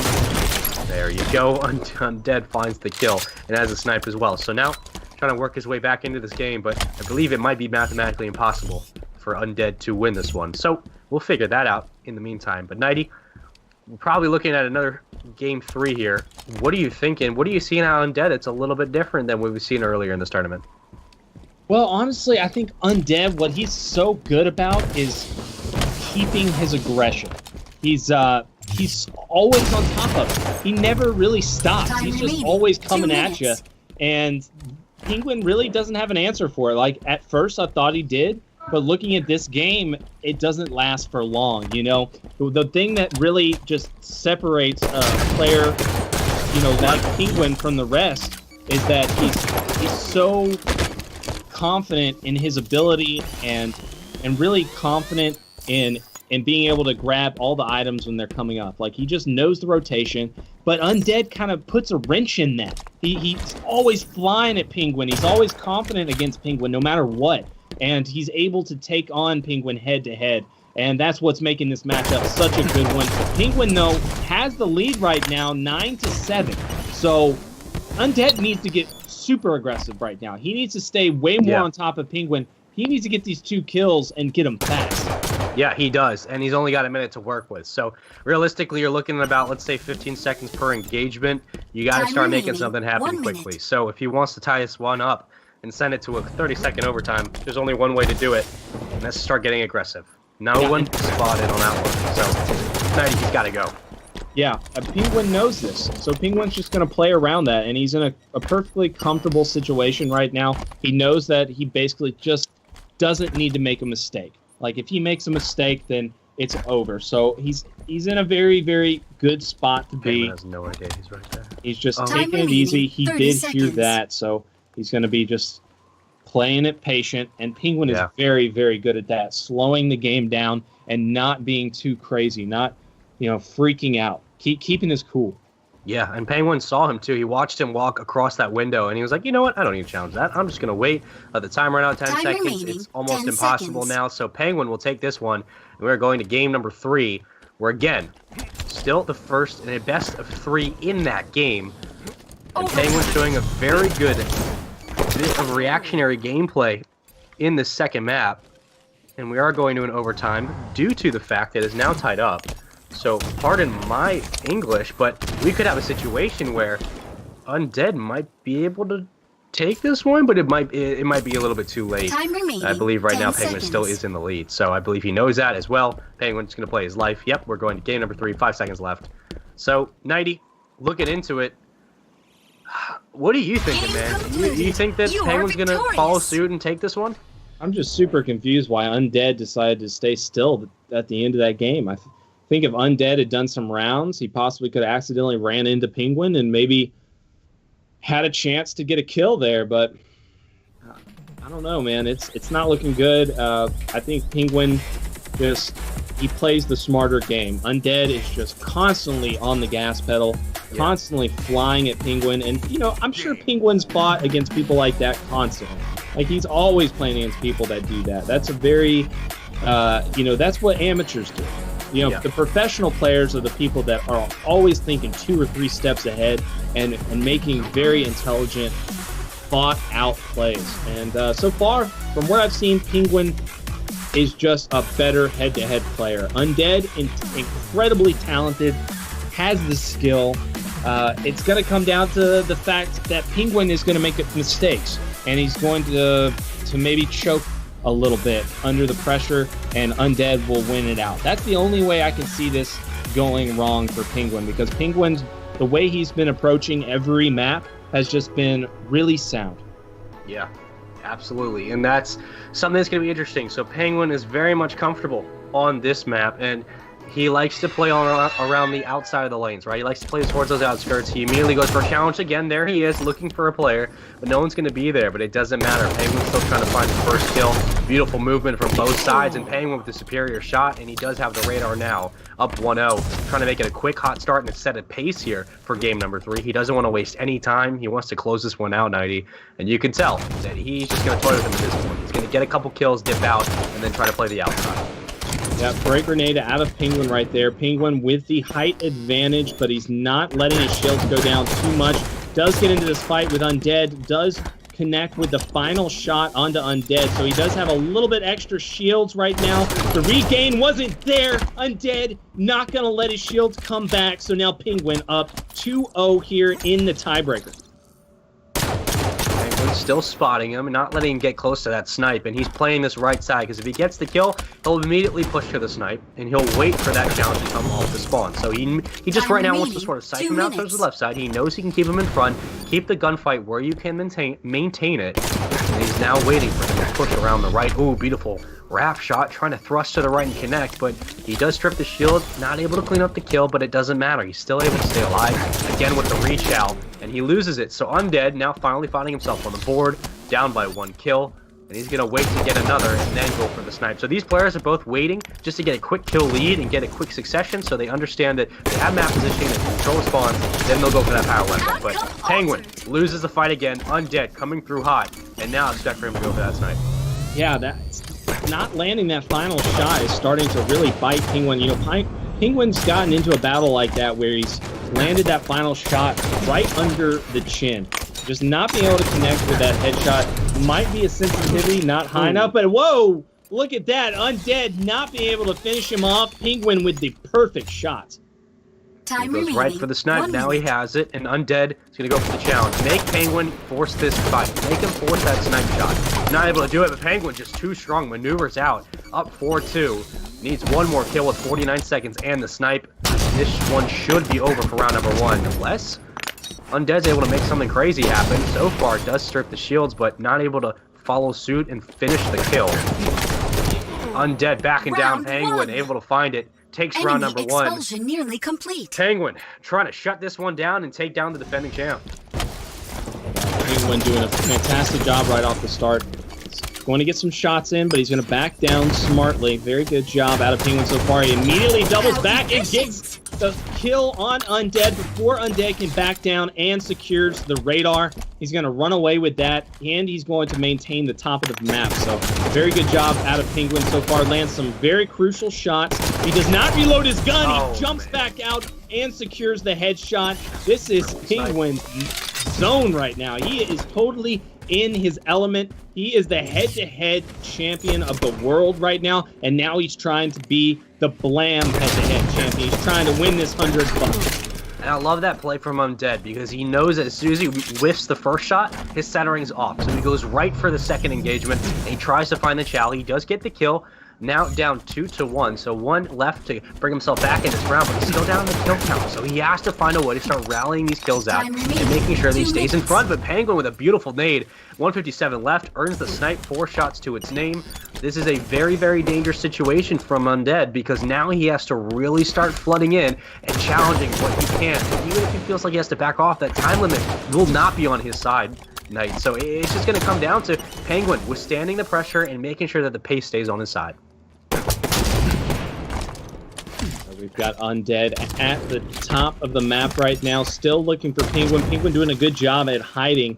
Penguin has the 3-1 lead right now. If he takes this round, that will be the tournament. Undead trying to not let that happen. Penguin going to get caught off guard. Going to run away with the snipe out. He's still trying to get out of there. He does survive. Undead, though, gets that radar, so he knows exactly where Penguin is. Undead still searching for the kill. 3-1 and still in favor of Penguin. And Penguin can just play the time at this point. Picks up one more kill. This game is all but dusted. And he knows that. Trying to dip out, make it as hard as possible. Undead does find him. And he will get some ammo back. So now, full clip. But that's all you have. A perfect kill would be ideal here. But he's still down in the kill count, I believe. So with 45 seconds, these are dire times. You need to start flooding and finding this trade. Penguin knows it. What is he going to do? Make it as hard as possible. Just slowly rotate around the map. If he spots him, put some shots down, back them off for a second, and then move towards his positioning and just rotate slowly. Penguin putting more shots down. Here comes the nade. Perfectly placed, but not able to connect. Still trying to check him. And here comes Undead, trying to go for the challenge. Penguin backs up, and he gets the kill. 16 seconds. This one's done. Penguin knows it. He knows that this game's over. Time remaining. And Penguin 10 seconds. will take it, and he is now your champion, dethroning the likes of Undead with a superior game number 3. Fantastic job. Game concluded. Yeah, he You just are had victorious. a more solid performance across the board. Every map he was able to adjust to the way Undead plays, his just erratic aggression and, you know, really relying on out-shooting Penguin. Penguin wasn't about that. He's like, hey, this is what I'm going to do, and I'm going to do it better. Yeah, I was surprised. I mean, Undead set the pace early, but you saw that flare in game number 1 from Penguin. Like, he didn't let up on the gas even when he fell off the map. But even then, just the prowess that he showed, you know, controlling the pace of the game in game number 2 and then playing the time perfectly, knowing when to challenge, knowing where to be on the map at all times. Beautiful stuff from him, so congratulations to Penguin. You are a champion, and now you have not only been the number 1 free-for-all player, but you're also the number 1 the head-to-head in our tournament. So congratulations to you, and you have done your best, and he's still the reigning champion in head-to-head at 250-19, so I guess we can call this like 253, 254-19. So the man is on the mission, he's doing a great job. So again, he is now your champion of Blam Gaming's tournament tonight. So I want to know what you're thinking, Nighty. Do you think we're going to see, you know, if he returns, do you think we can see him pull out some more titles? Oh, yeah, it'd be silly not to think that. I mean, we'd have to see some heavy hitters come in here to dethrone him. And even if we did see heavy hitters, they wouldn't be as used to the maps. And what I mean by heavy hitters is, you know, like a pro or some very, very talented players that compete at the national level, to be able to take him down, because he's just so practiced at these maps and in this game mode. He just knows exactly what to do at every turn. He's a very, very intelligent 1v1 player. Yeah, he is, and it showed through when he got comfortable in games 2 and 3, and it's nice to see such high talent in our grand finals. So that'll do it for this side of the tournament. Again, make sure that you guys are always keeping yourself involved, right? These kind of tournaments are a great way for you to get your name out there, become a new champion like Penguin taking down Undead, and as well, you get the ability to get some exposure to yourself. And it's just great practice, right? You always want that at the end of the day. So he is now our champion. Again, shout out to Blam Gaming on Twitch, at Blam Gaming TV, as well as Twitter. You can find them at Blam Gaming, no space. It was a fantastic tournament. It was so awesome to see all these players come out. And we had some great highlights in between each match. And finally, we got some very, very high caliber gameplay for our grand finals, which you'll love to see. So that'll do it for us on our side of the Cash's Booth. Nighty, how are you feeling? You feel like this was a successful turnout? Oh yeah, we had some great matches. We had some good competition, and I'm looking forward to the future. I hope all of you that saw this and are looking to compete, make sure you practice up and get ready for the next one. Absolutely. Once again, guys, thank you for your help. That was Alex Irwin, Nighty Night, Sean Rogers. Y'all want to plug your Twitter real quick? Y'all got anything you want to plug? Yeah, I just would like to say thank you so much to the community for making these maps. I'd also like to say thank you to everyone that's competing and still keeping Halo alive out there, as well as 343 listening and seeing, what they can do to improve on the playlists and just making it a better experience for everybody out there. I know that's been awesome, and my Twitter is 90s Night. I'll put it in the chat if you guys want to check that out. Yeah, I'm happy to be helping out. Thank you to all the creators who put these maps together and continued the Halo 5 dream, and everybody brings support to the Halo scene. We love to see it. We've had some great Halo events prior. Now we have more great ones coming up, so it's really awesome to see you guys coming out and showing your support and your love for a fantastic franchise. I hope to be back soon. Hope we can continue to keep casting these matches for you guys, and it was a ton of fun. So thank you again to the creators. Thank you to Blam for having us come out and hosting these events, because without them, stuff like this would not be possible. So make sure you guys go give them love on Twitter, Facebook, and Twitch.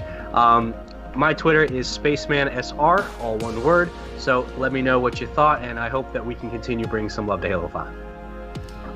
All right, guys, that'll do it for this stream. Thank you all for joining us, and we hope to see you next time. Don't forget to like the page. Everybody have a good night.